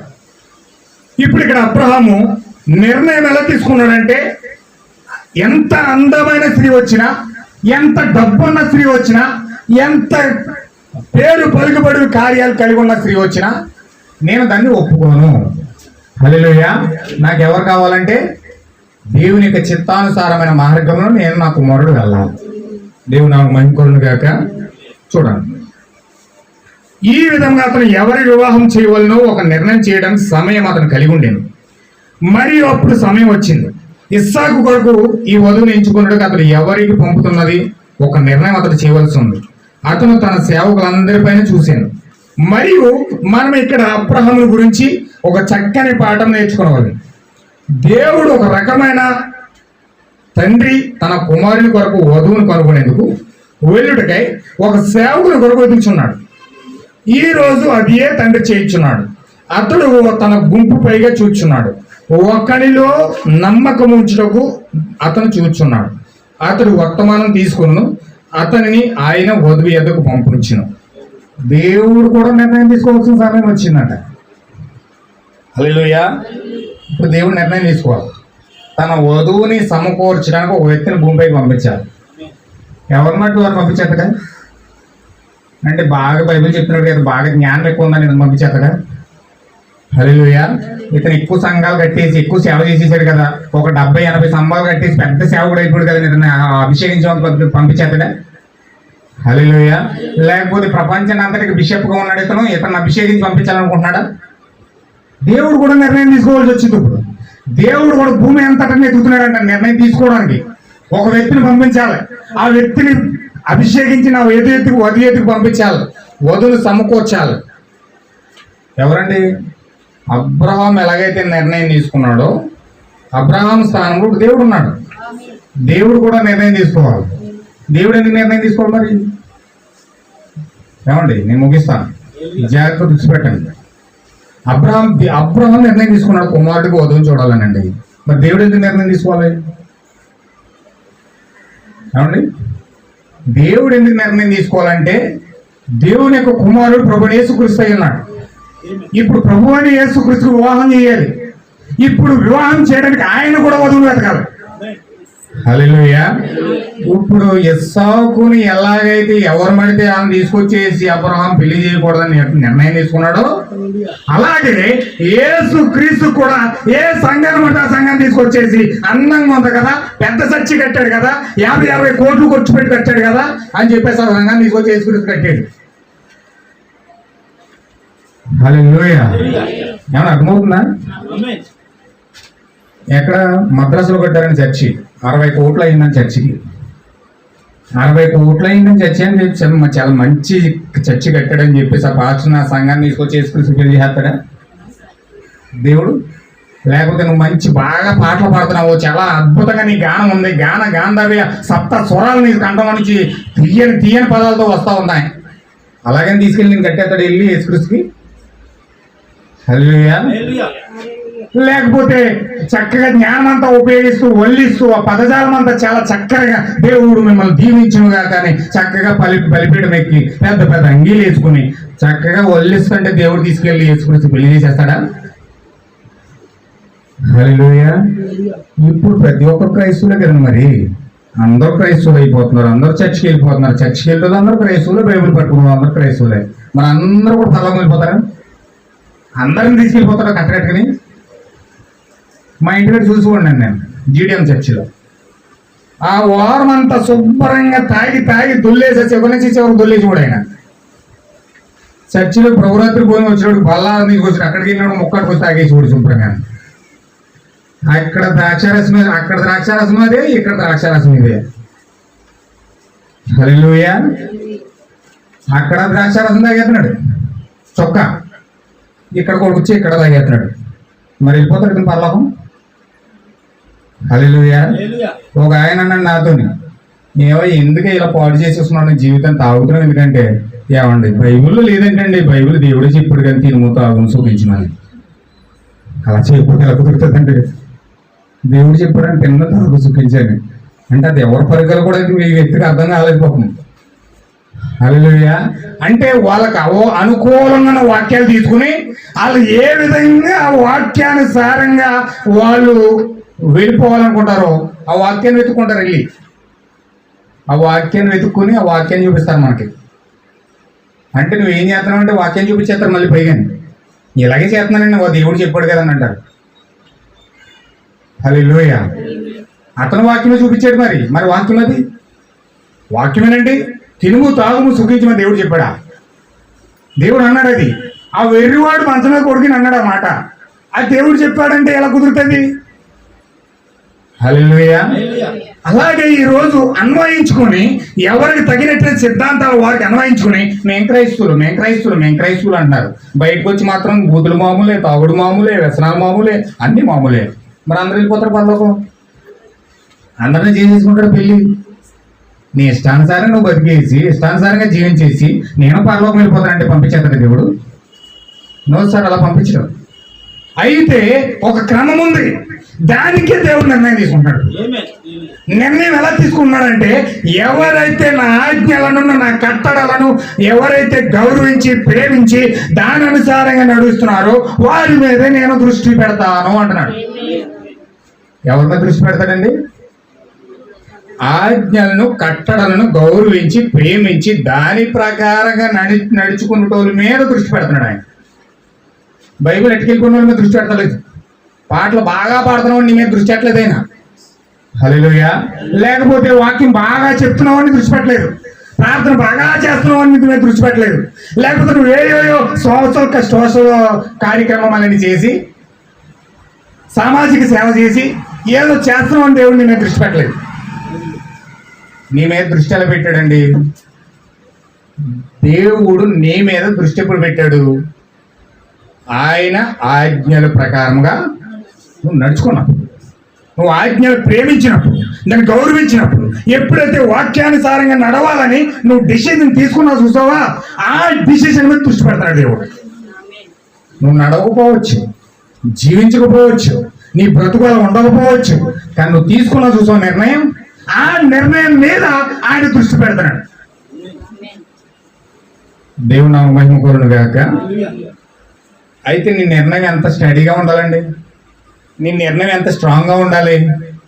ఏదో కళ్ళబొల్లు కౌరులు చెప్పేసి ఇక్కడ నిర్ణయం తీసేసుకుని మనం అక్కడికి వెళ్ళిపోయి ఇంకొకటి చేస్తే మనుషులు నిర్ణయం తీసుకుని తప్పిపోతారు, కానీ దేవుడు తప్పిపోడండి. చూడండి, చాలామంది పెళ్లి చేసుకున్నప్పుడు ప్రమాణం చేస్తారు. ఏమని ప్రమాణం చేస్తారో తెలుసా? మీ అందరు ప్రమాణాలు చేశారు కదా, చేశారండి? చేశారా? పెళ్లి చేసుకున్నప్పుడు ప్రమాణాలు చేశారా? ఏమని ప్రమాణం చేస్తారు? ఏమని ప్రమాణం చేస్తారు? చెప్తూ ఉంటారనమాట. నీ కష్టంలోను, నీ శోధంలోను, నీ శ్రమలోను, నీ బాధలోను, నీ యొక్క పనిలోను, అన్నిటిలోనూ నేను సహపాలి భాగస్థుడుగా నీకు తోడుగా ఉంటాను అని బైబిల్కు ప్రమాణం చేసి మరి చెప్తారు. చెప్తారా లేదండి? చెప్తారా? ఇద్దరి మధ్యలో ఏం గొడవ రావాలి సంవత్సరం తర్వాత, ఏదైనా గొడవ రావాలి. అప్పుడు గుర్తుంటుందండి ప్రమాణం. అప్పుడు గుర్తుంటుందని ప్రమాణం ఏమైపోయిందో కూడా తెలియదు. ఆ బైబిల్ ఏం గోనుందో కూడా తెలియదు నీకు. అప్పుడు నీ లోపల ఉన్నదంతా బయటెడతావు. హల్లెలూయా. అంటే చేసిన ప్రమాణం పెళ్లిలో 10 మందిని చూసి చేస్తున్నారు కదని చెప్పి పాస్టర్ చెప్పమన్నాడు కానీ చెప్పేసావు, అయిపోయింది అది. కానీ నీ జీవించే జీవితం దగ్గర ఆ నిర్ణయం పనికిరాదు. హల్లెలూయా. పెట్టదు పెట్టి.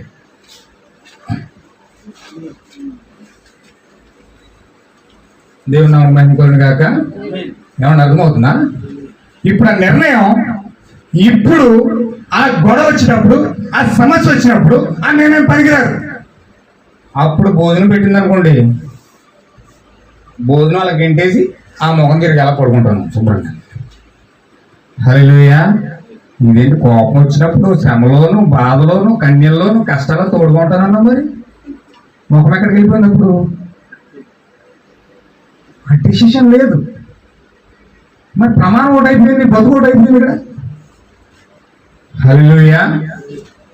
కుటుంబాల్లో అనేకమైన సమస్యలు వస్తాయి, అనేకమైన కార్యాలు వస్తాయి, కానీ అప్పుడు ఆ ప్రమాణాలు గుర్తులేవు. కానీ నువ్వు బైబిల్లో ప్రమాణం చేసి డిసిజన్ తీసుకున్నావు చూసావా, ఆ డిసిజన్ ని, ఆ ప్రమాణాన్ని దేవుడు జ్ఞాపకం చేసుకున్నాడు. దేవుడు జ్ఞాపకం చేసుకుని మరలా ఏం చేస్తున్నాడంటే మీ ఇద్దరికి మరలా సమాధానం ఇస్తున్నాడు. మీ ఇద్దరిని ఒకరినొకరు అర్థం చేసుకునేలా చేస్తున్నాడు, ఒకరినొకరు క్షమాపణ చెప్పుకునేలా చేస్తున్నాడు, ఒకరికొకరి మధ్యలో ప్రేమ వచ్చేలా చేస్తున్నాడు. ఎవరు చేస్తున్నారు ఇది? ఎందుకు చేస్తున్నాడు? నీవు బైబిల్ మీద 10 మంది సమక్షంలో నువ్వు ప్రమాణం చేసావు కదా, ఆ ప్రమాణాన్ని దేవుడు జ్ఞాపకం చేసుకున్నాడు. కాబట్టి మరలా నీ జీవితాన్ని జ్ఞాపకం చేసుకొని అలా తేలిటం అయిపోకుండా, అలా విచ్ఛిన్నం అయిపోకుండా దేవుడు మరలా ప్రేమతో కడతాడు దాన్ని. ఎందుకని? నువ్వు తీసుకున్న డిసిజన్, నువ్వు తీసుకున్న నిర్ణయం. హల్లెలూయా. దేవుని నామమున మహిమ కలుగును గాక. నీవు ఖచ్చితంగా నీ హృదయాంతరంగంలో నుంచి నేను క్రీస్తు వలె జీవించాలని ఖచ్చితంగా నువ్వు నిర్ణయం తీసుకుంటే, ఆ నిర్ణయం ఏదో సమయంలో దేవుడు నీలో నుంచి అది బయటికి తీసుకొస్తాడు. నేను చెప్పేది అది. ఎంతమందికి అర్థమవుతుందన్నమాట? అంటే నిర్ణయం చాలా అత్యవసరం. ఆ నిర్ణయం కనుక తీసుకోవాల్సిన నిర్ణయం మనం తీసుకోకపోతే జీవితంలో మనం ఫెయిల్ అయిపోతాం. హల్లెలూయా. చూడండి, చాలా జాగ్రత్తగా మీరు పట్టుకోవాలి. ఓకే. దేవుని నామమున మహిమ కలుగును గాక. మరియు అతడు ఎలియాజరు ఒక్కడే ఏర్పరచబడిన వాడని నిర్ణయించుకున్నాడు. ఎందుకంటే ఎలియాజరు ఒక నమ్మకమైన సేవకుడని అతడు కనుగొని, అతడు నమ్మకమైన వాడు, మరియు నిజమైన వాడు, మరియు యథార్థపరుడు, మరియు న్యాయవంతుడు, మరియు నిజాయితీ గలవాడు. ఎలాంటి వాడిని దేవుడు చూస్ చేసుకున్నాడు చూడండి. దేవుడు ఎలాంటి వాడిని ఎన్నుకున్నాడు చూడండి. ఒక నమ్మకమైన వాడిని ఎన్నుకున్నాడు, ఒక యథార్థపరుని ఎన్నుకున్నాడు, ఒక నిజమైన వాడిని ఎన్నుకున్నాడు, ఒక నమ్మకమైన వాడిని ఎన్నుకున్నాడు, ఒక న్యాయవంతుని ఎన్నుకున్నాడు. ఇన్ని చూస్తాడు నీలో దేవుడు ఎన్నుకోవాలంటే. నీలో నిజాయితీ చూస్తాడు, నీలో నమ్మకం చూస్తాడు, నీలో యథార్థత చూస్తాడు, నీలో న్యాయం చూస్తాడు. ఒక న్యాయం వచ్చినప్పుడు నీవు ఏ పక్షాన్ని ఉంటున్నావు? న్యాయం పక్షాన్ని ఉంటున్నావా, అన్యాయం పక్షాన్ని ఉంటున్నావా? లేకపోతే ఒక నమ్మకం, ఎలాంటి నమ్మకత్వం నువ్వు దేవుడికి చూపిస్తున్నావు? హల్లెలూయా. యథార్థత, ఎంత యథార్థత నీలో ఉంది, ఎంత నీతి నీలో ఉంది, ఇవన్నీ దేవుడు నీలో వెతుకుతాడు. హల్లెలూయా. ఏమండి, నిలబడగలుగుతామా దేవుని సన్నిధిలో? ఇన్ని లక్షణాలు ఆయన వెతుకుతాడు.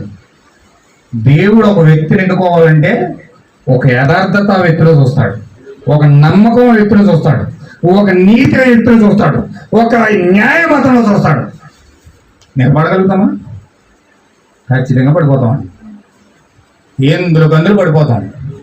సమస్యలు వచ్చి ఇక్కడ మనం న్యాయ అన్యాయాలు చూడం. మనకు ఎలాగ అనుకూలంగా ఉంటే అలా చూస్తాం. మనిషి మనసు ఎలా ఉంటుందంటే అవకాశవాద తత్వం. ఎటు అవకాశం ఉంటే అటు వాలిపోతాం.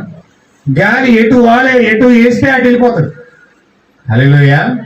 యేసుక్రీస్తు నికోదేముతో మాట్లాడుతున్నాడు. గాలి తనకిష్టమైన చోటుకు అది విసురును అన్నాడు. అంటే గాలి ఎలా విసరాలనుకుంటే అలా విసిరేస్తుంది. అలా నీ మనసు నేను ఎలా నడిపిస్తే ఎలా వాలిపోమంటే అలా వాలిపోతాం. ఆ టైంలో నమ్మకం చూస్తావా? అయిపో నేను ఆ వ్యక్తికి నేను నమ్మకంగా ఉండాలి, నేను యథార్థంగా ఉండాలి, నా భర్తకు నేను యథార్థంగా ఉండాలి, నా భర్తకు నేను నమ్మకంగా ఉండాలి, నా యజమానుడికి నేను విశ్వాసం చూపించాలి అని ఆ యొక్క విశ్వాసము నమ్మకత్వం ఆ టైంలో గుర్తొస్తుందా? అవకాశాన్ని బట్టి మనం మారిపోతాం. మనసు అలా మార్చేస్తుంది. వాక్యాన్ని పాటించనివ్వదు, వాక్యాన్ని దాని దగ్గరికి వెళ్ళనివ్వదు, అది నెరవేర్చనివ్వదు ఆ వాక్యాన్ని. మనసు నీకు ఎటు అవకాశం ఉంటే అటు మారిపోవడానికి చూసేస్తుందంటే చెట్టు ఏ వైపు ఉంగుతుందో ఆ వైపు పడిపోతుంది. హల్లెలూయా. అలాగే మనం అవకాశం ఎటు ఉంటే అటు మారిపోవడానికి మనసు ఎక్కువ ప్రేరేపిస్తారు. కానీ నువ్వు మనసులో పడతావా వాక్యంలో పడతావా? అక్కడ నువ్వు తీసుకున్న డెసిషన్ పైన ఉంటుంది. అక్కడ నువ్వు తీసుకున్న డెసిషన్ పైన ఆధారపడి ఉంటుంది అది. హల్లెలూయా. దేవుడేమో నీలో నమ్మకం చూస్తున్నాడు, నీలో యథార్థత చూస్తున్నాడు, నీలో నీతి చూస్తున్నాడు, నీలో న్యాయం చూస్తున్నాడు. మరి ఇవన్నీ వెతుకుతాం మనం, ఇవన్నీ చూస్తాం మనం. న్యాయం కాడ ఉండవలసిన కాడేమో మనకు కావాల్సిన వచ్చేటప్పటికి అన్యాయం పక్షాన్ని వెళ్ళిపోతాం. హల్లెలూయా. యేసుక్రీస్తుని నిలబెట్టాడని పిలాతు నిలబెట్టాడండి. అడుగుతున్నాడు, మీకు బరబ్బా కావాలా యేసుక్రీస్తు కావాలా అన్నాడు. ఏ పక్షాన్ని ఉన్నారు వీళ్ళు? బరబ్బా పక్షాన్ని వెళ్ళిపోయారు. మరి న్యాయం యేసుక్రీస్తు కదా, యేసుక్రీస్తు పక్షాన్ని ఉన్నారు కదా వీళ్ళు. యేసుక్రీస్తు పక్షాన్ని నిలబడాలి కదా. లేదు, యేసుక్రీస్తు పక్షాన్ని ఉన్నారనుకో అతనితో పాటు ఇతను కూడా సిలువ చేస్తారు అవసరం అయితే. హల్లెలూయా. అందుకు అతని పక్షాన్ని ఉంటే ఖచ్చితంగా మనం కూడా శిక్ష అనుభవించాం, మనం కూడా ఇబ్బందులు పాలైపోతాం. అందుకని ఏం చేశారంటే అందరూ కూడా యేసుక్రీస్తుని ఒంటరి చేసేసారు. వీళ్ళేమో గుంపంతా ఏకమే బరబ్బాని విడుదల చేయండి అంటున్నారు. హల్లెలూయా. ఇప్పుడు దేవుడు వచ్చి మిమ్మల్ని వాక్య పక్షాన్ని నిలబడతారని, ఈ సంఘం పక్షాన్ని నిలబడతారని అడిగారండి. ఎక్కువ మంది ఎక్కడ నిలబడతారండి? ఏమండి? వాక్య పక్షాన్ని నిలబడతారా, సంఘం పక్షాన్ని నిలబడతారా? ఒక ఆవిడ వాక్యం చెప్పానండి. వాక్యం అంతా నేసమ్మ, వాక్యం ఇదిగో సంఘం ఇదిగో, ఏం కావాలి కానీ అయ్యి మా సంఘానికి వెళ్ళకపోతే మా సమాధుల్లో ఖాళీ ఎవరన్నా అన్నది ఆవిడ. సమాధుల్లో ఖాళీ ఎవరంట. అందుకని ఆవిడ వాక్యం వద్దంది. హల్లెలూయా. మా పుట్టినరోజు మా పాస్టర్ గారు రాడండి, లేకపోతే మా సమాధి దెబ్బల కార్యవరండి, లేకపోతే మేము ఇలాగైపోతాం సంఘం అంతా కలిసి మమ్మల్ని వెళ్ళేసేస్తుందండి అంటున్నారు. హల్లెలూయా. ఎందుకని అంటే సమాధి తిప్పల కోసం, ఆ పుట్టినరోజు కార్యాల కోసం, ఆ యొక్క భౌతికమైన అవసరాల కోసం వాక్యం వద్దంటున్నాడు. హల్లెలూయా. అమ్మ నేను వాక్యం సమాధిలో నుంచి పైకి తీసుకొస్తుందమ్మా. వాక్యం సమాధిలో నుంచి పైకి తీసుకొచ్చింది. నిన్ను పరలోకం తీసుకెళ్ళి వాక్యం పరలోకం ఆవిడ చూసి వచ్చాడండి.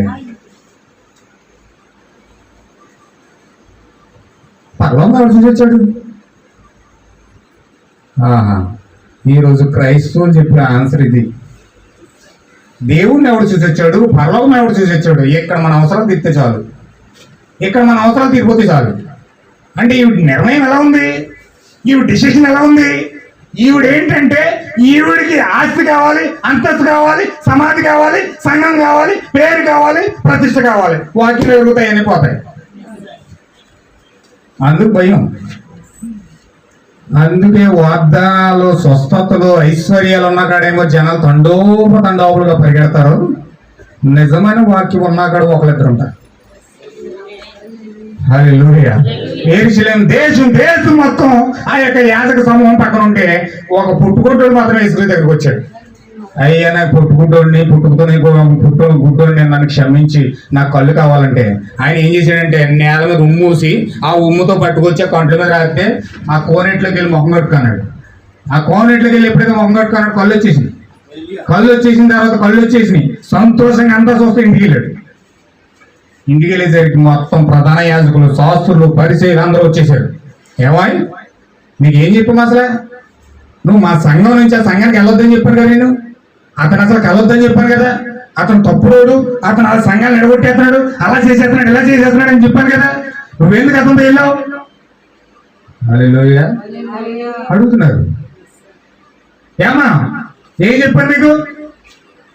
అతను వెళ్ళొద్దని చెప్పాను కదా, సంఘాన్ని తీసుకురామని చెప్పాను కదా.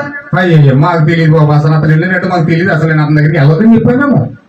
అతను ఎలాగెళ్ళాడు మాకు తెలియదు, ఎవరు తీసుకెళ్ళాడు తెలియదు. అతను వయసు వచ్చింది కదా, అతన్ని అడిగిన ఎలా వెళ్ళాడు, మెల్లగా తప్పు డ్రాప్ అయిపోయి. హల్లెలూయా. అవకాశవాదం అంటే ఇలా ఉంటుంది. అంటే ఈ ప్రధాన యాజకులు ఇతను ఎక్కడ వెళ్ళి చేస్తారని చెప్పేసి కొడుకును కూడా సపరేట్ చేసేసారు. కొడుకును కూడా పట్టించుకోలేదు.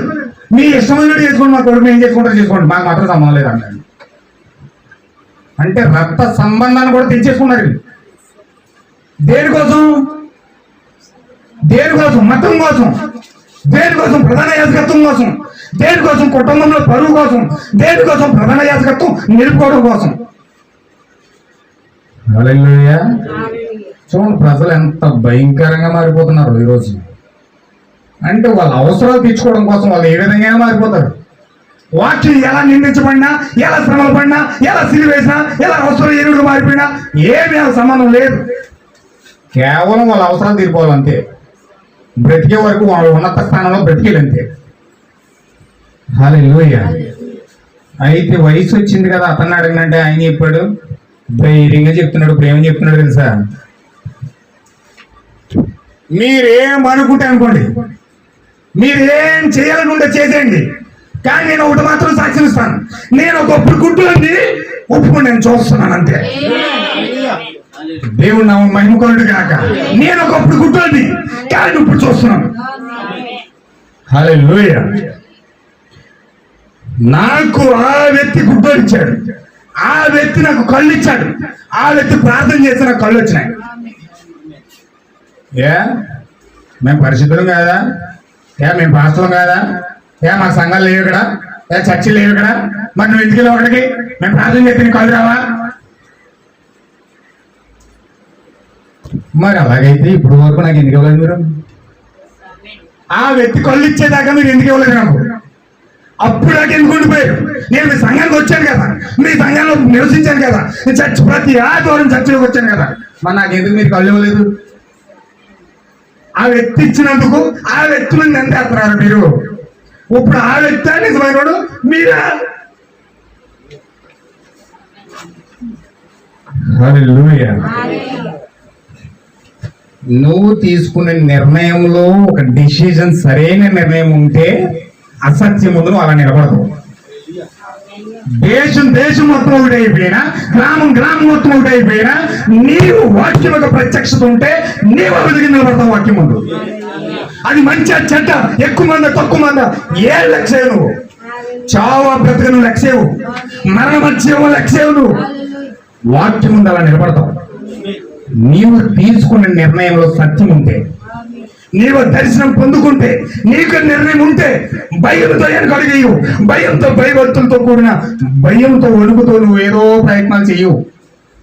నాకు వాక్యం కావాలి, నాకు సత్యం కావాలి, నాకు జీవం కావాలి, నేను జీవం కలిగిన వాడి దగ్గరికి వెళ్ళాను, జీవాన్ని పొందుకున్నాను, నాకు ఇప్పుడు కళ్ళు వచ్చాయి. హల్లెలూయా. మేమా పాపం? మేం కాదు పాపం. ఆ వ్యక్తే పాపి, ఆ వ్యక్తే వేసదారి, ఆ వ్యక్తే అలాంటోడు ఇలాంటోడు అని చెప్తున్నాడు ఆ పాస్టర్. మరి అలాంటి నాకు కళ్ళు ఎలాగిచ్చాడు? అలాంటి నాకు కళ్ళు ఎలాగిచ్చాడు? పాపిగా ఉంటే భయంకరమైన కార్యాలు అతను చేస్తుంటే నాకు కళ్ళు ఎలాగ వచ్చినాయి? దేవుడు తప్ప కళ్ళు ఇంకొకటి ఎవరెవరలే, దేవుడు తప్ప చూపించేవాళ్ళు లేరే. గుడ్డోడికి కళ్ళు ఇచ్చేది ఎవరు? దేవుడే కదా. ఆయన దేవుడే, అయినా ఆయన మెస్సీ అయినా. హల్లెలూయా. నరాల నుంచి కోపం వచ్చేసి నిన్న సంఘం నుంచి వెళ్ళేసాం అవసరం అని చెప్పేసి బయటికి వెళ్ళి పడేశారు. ఆల్రెడీ బయట కూర్చున్నాడు ఆయన ఆ నూరు దగ్గర. ఎక్కడ ఉన్నాడండి? సంఘం బయట ఉన్నాడు. గెంటేశారు ఆయన బయటికి. ఈయన గెంటేసినప్పుడు ఆయన దగ్గరికి వచ్చేసాడు. అప్పుడు యేసుక్రీస్తు అడుగుతున్నాడు, ఏమయ్యా గెంటేశారండి మీరు? గెంటేశారండి, వచ్చేసాను నేను. హల్లెలూయా. సరే, వాళ్ళు గెంటేసినది నేను నీకు ఏమిస్తున్నాను తెలుసా? నీకు నిత్య జీవం ఇస్తున్నాను. వాళ్ళు వెళ్ళేశారు, నేను మాత్రం వెళ్ళి మాత్రమే వేశాడు. గ్రామం నుంచి వెళ్ళి మాత్రమే వేశారు. కానీ నేను పరలోకం నుంచి వెళ్ళేస్తున్నాను. పరలోకంలో నుంచి ఏమైనా వెళ్ళేస్తున్నాను నేను. ఎందుకో తెలుసా? దేవుడు చెప్పాడు. ఈ మాట చెప్పి నేను ముగిస్తాను. ప్రకటన గ్రంథం 22:18 వచ్చింది.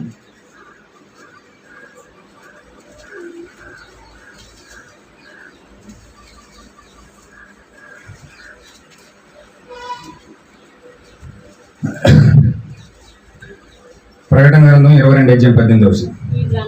ఈ ఈ గ్రంథమందున్న ప్రవచన వాక్యములను విను ప్రతి వానికి నేను సాక్ష్యం ఇచ్చినదేమనగా ఎవడైనను వీటితో మరి ఏదైనాను కలిపినేడలా ఈ గ్రంథంలో రాయబడిన తెగుళ్ళు దేవుడు వానికి కలుగజేయను. ఎవడైనాను ఈ ప్రవచన గ్రంథమందున్న వాక్యంలో ఏదైనా తీసివేసిన ఎడలా దేవుడు ఈ గ్రంథంలో రాయబడిన ఆ. జీవవృక్షములోను పరిశుద్ధ పట్టణములోను వానికి పాలు లేకుండా చెయ్యి. వేలేసేసాను మొత్తం. పరిశుద్ధ పట్టణంలోని పాలు ఇవ్వను, జీవవృక్షంలోని కూడా పాలు ఇవ్వను. మొత్తం వాడిని వేలేసేసాను. నీకు మాత్రం నిత్య జీవం ఇచ్చి నా రాజ్యంలో తీసుకెళ్తా ఉన్నా. హల్లెలూయా. కలువరి శిలువలో బతిమాత్రుడు వ్యక్తి దొంగ మమతామూర్తి. వాళ్ళు ఎందుకు సిలువేశారు? నీలో ఏ పాపం లేదు, కానీ నా పాపం కోసమే నువ్వు సిలువేయబడ్డావు, నా అతిక్రమం కోసం నువ్వు సిలువేయబడ్డావు.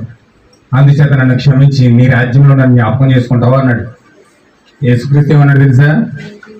నేడే నీవు నా తండ్రితో కూడా నా రాజ్యంలో ఉంటావు అన్నాడు. హల్లెలూయా. దేవుడు నామకు మహిమ కలుగును గాక. దొంగలకి, వెలివేయబడిన వాళ్ళకి, బందిపోటు దొంగలకి దేవుడు ఏం నిత్య జీవం ఇస్తున్నాడు? బైబిల్ పట్టుకుని ప్రసంగాలు చేసిన వాళ్ళు ఏం పాలు పంపులు లేకుండా చేసేస్తున్నాడు దేవుడు. బైబిల్ పట్టుకుని ప్రసంగం చేసిన వాళ్ళకి ఏం పాలు పంపులు లేవంట. దొంగలకి, అబద్ధికులకి, వంచకులకి, త్రోసివేయబడిన వారికి, నిందించబడిన వారికి దేవుడేమో పరలోక రాజ్యం ఇస్తున్నాడు. హల్లెలూయా. ఎవరు గొప్పలు? ఇప్పుడు ఎవరు గొప్పలు? బైబిల్ పట్టుకుని పెద్ద పెద్ద ప్రసంగాలు చేసిన వాళ్ళు గొప్పదా? ఏమి తెలియకుండా పాపం అంటూ నేను పాపంలో పడిపోయిన ప్రభువా, ఏడుస్తున్నాడు, తాగుతున్నాడు, తిరుగుతున్నాడు, వ్యభిచారం చేస్తున్నాడు, పాపం చేస్తున్నాడు, మూలకలు ఏడుస్తున్నాడు. ప్రభువా దీని నుంచి నన్ను ఎప్పుడు విడిపిస్తావు, ఎప్పుడు విడిపిస్తావు ప్రభువా, ఎప్పుడు విడిపిస్తావు మొదలుపెట్టుకుంటున్నాడు. పాపం మానుకోలేకపోతున్నాడు, ఏదో పాపం చేసేస్తున్నాడు, ఏదో పాపానికి లోపడిపోతున్నాడు, కానీ మూలకలు ఏడుస్తున్నాడు. పాపం చేసినందుకు ఎక్కి ఏడుస్తున్నాడు. నేను ఇలాగెందుకు చేశాను, ఇలాగెందుకు చేశాను, ఇలా చేయకూడదు కదా, ఇలా చేయకూడదు కదా, కానీ ఏడుస్తున్నాడు చేస్తున్నాడు. హల్లెలూయా. దేవుడు దాన్ని చూస్తున్నాడు. కానీ నిజమంటే ఏంటో తెలిసి, సత్యం అంటే ఏంటో తెలిసి, ఇలా చేయకూడదని తెలిసి కూడా ధైర్యంగా పులిపెట్టి ఎక్కి ప్రసంగాలు చేస్తూ పాపం చేస్తున్నాడు వ్యక్తి. హల్లెలూయా. బైబిల్లో 2 పాపాలు ఉన్నాయండి. బైబిల్లో 2 పాపాలు ఉన్నాయి. ఒకటి క్షమించబడే పాపం ఉంది, ఒకటి క్షమించబడని పాపం ఉంది. క్షమించబడే పాపం ఏంటంటే తెలియక ఒక ప్రేరేపణతో లేకపోతే ఏదో ఒక కార్యాలతో మనం అందులో పడిపోయి బానిసగా ఉండిపోయి పాపం చేస్తూ ఉంటే దేవుడు దాన్ని క్షమిస్తున్నాడు. అది క్షమించబడే పాపం. కానీ క్షమించబడని పాపం ఉంది. క్షమించబడని పాపం అంటే ఏంటిదంటే నీకు ఆ పాపం అంటే ఏంటో తెలుసు, అలా చేయకూడదని తెలిసి కూడా మూర్ఖత్వంతో ముందుకెళ్ళి చేస్తున్నావు చూసావా, అది క్షమించబడలేని పాపం. హల్లెలూయా. అంటే ఒక పాపి పాపం చేసి పశ్చాత్తాపడుతున్నాడు ఈరోజు, కానీ పాపం అంటే ఏంటో తెలిసి కూడా పాస్టర్ ప్రసంగాలు చేసి మరి పాపం చేస్తున్నాడు. దేవుడి వ్యక్తిని క్షమించట్లేదు, పాపని క్షమిస్తున్నాడు. హల్లెలూయా. అందుకే నా ప్రియమైన దేవుని బిడ్డలారా, ఖచ్చితంగా మనం మన డిసిషన్ ఏ విధంగా తీసుకున్నాం, మన డిసిషన్ ఎలా ఉంది, ఖచ్చితంగా మన నిర్ణయం ఖచ్చితంగా తీసుకోకపోతే మన జీవితంలో చాలా నష్టపోతాం. ఖచ్చితంగా నేను వచ్చే వారం కంటిన్యూ చేస్తాను, చాలా సమయం అయిపోయింది. అందుచేత మీరు ఒకసారి ఆలోచించండి, మీ జీవితంలో మన డిసిషన్ ఎలా ఉంది, మన యొక్క వ్యక్తిగత నిర్ణయాలు ఎలా ఉంటున్నాయి, వాక్యంతో నిలబడాలని తీసుకుంటున్నాము నిర్ణయాలు, లేకపోతే స్వతహాగా మన సొంత సానుకూలమైన అవసరాలను బట్టి తీసేసుకుంటున్నాము నిర్ణయాలు, మన భవిష్యత్తుని దృష్టిలో పెట్టుకుని నిర్ణయాలు తీసుకుంటున్నామా, లేకపోతే పరిస్థితిని బట్టి నిర్ణయాలు తీసుకుంటున్నాం? మనం ఖచ్చితంగా ఆలోచించాలి. మన భవిష్యత్తుని గురించి ఆలోచించి నిర్ణయాలు తీసుకుంటే ఖచ్చితంగా వాక్య ప్రకారం తీసుకోవాలి. ఆ నిర్ణయం వాక్య ప్రకారం తీసుకున్నప్పుడు రేపొద్దు మనం నిత్య జీవం పొందుకోవడానికి అర్హులం అవుతాం. మన నిర్ణయమే మనం నాశనం చేస్తుంది, మన నిర్ణయమే మన భవిష్యత్తులో నుంచి పైకి తీసుకెళ్తుంది. ఒకవేళ నువ్వు ఇప్పుడు భయంకరమైన పాప జీవితం గడిపి ఉండొచ్చు, లేకపోతే భయంకరంగా వేశ్యలా ఒకటి జీవించవచ్చు, భయంకరంగా నీ కుటుంబం విచ్ఛిన్నం అయిపోవచ్చు, భయంకరంగా నువ్వు అనేకమైన సమస్యలతో బాధపడి ఉండొచ్చు, లేకపోతే ఎటువంటి పరిస్థితులు నువ్వు ఉన్నా నీ ఒక నిర్ణయం తీసుకో. ఒక మంచి నిర్ణయం నీ జీవితంలో తీసుకుంటే ఖచ్చితంగా ఒకనొక రోజు దాన్ని మేలు నువ్వు పొందుకోబోతున్నావు. హల్లెలూయా. అలాంటి నిర్ణయం దేవుడు మీకు అనుగ్రహించాలని నేను ప్రార్థిస్తూ ఉన్నాను. మీరు కూడా ప్రార్థించండి, దేవుడు మీకు సహాయం చేయను గాక. ఆమేన్. అందరూ లేచి నిలబడదాం, చిన్న ప్రార్థన చేసుకుని ముగించుకుందాం.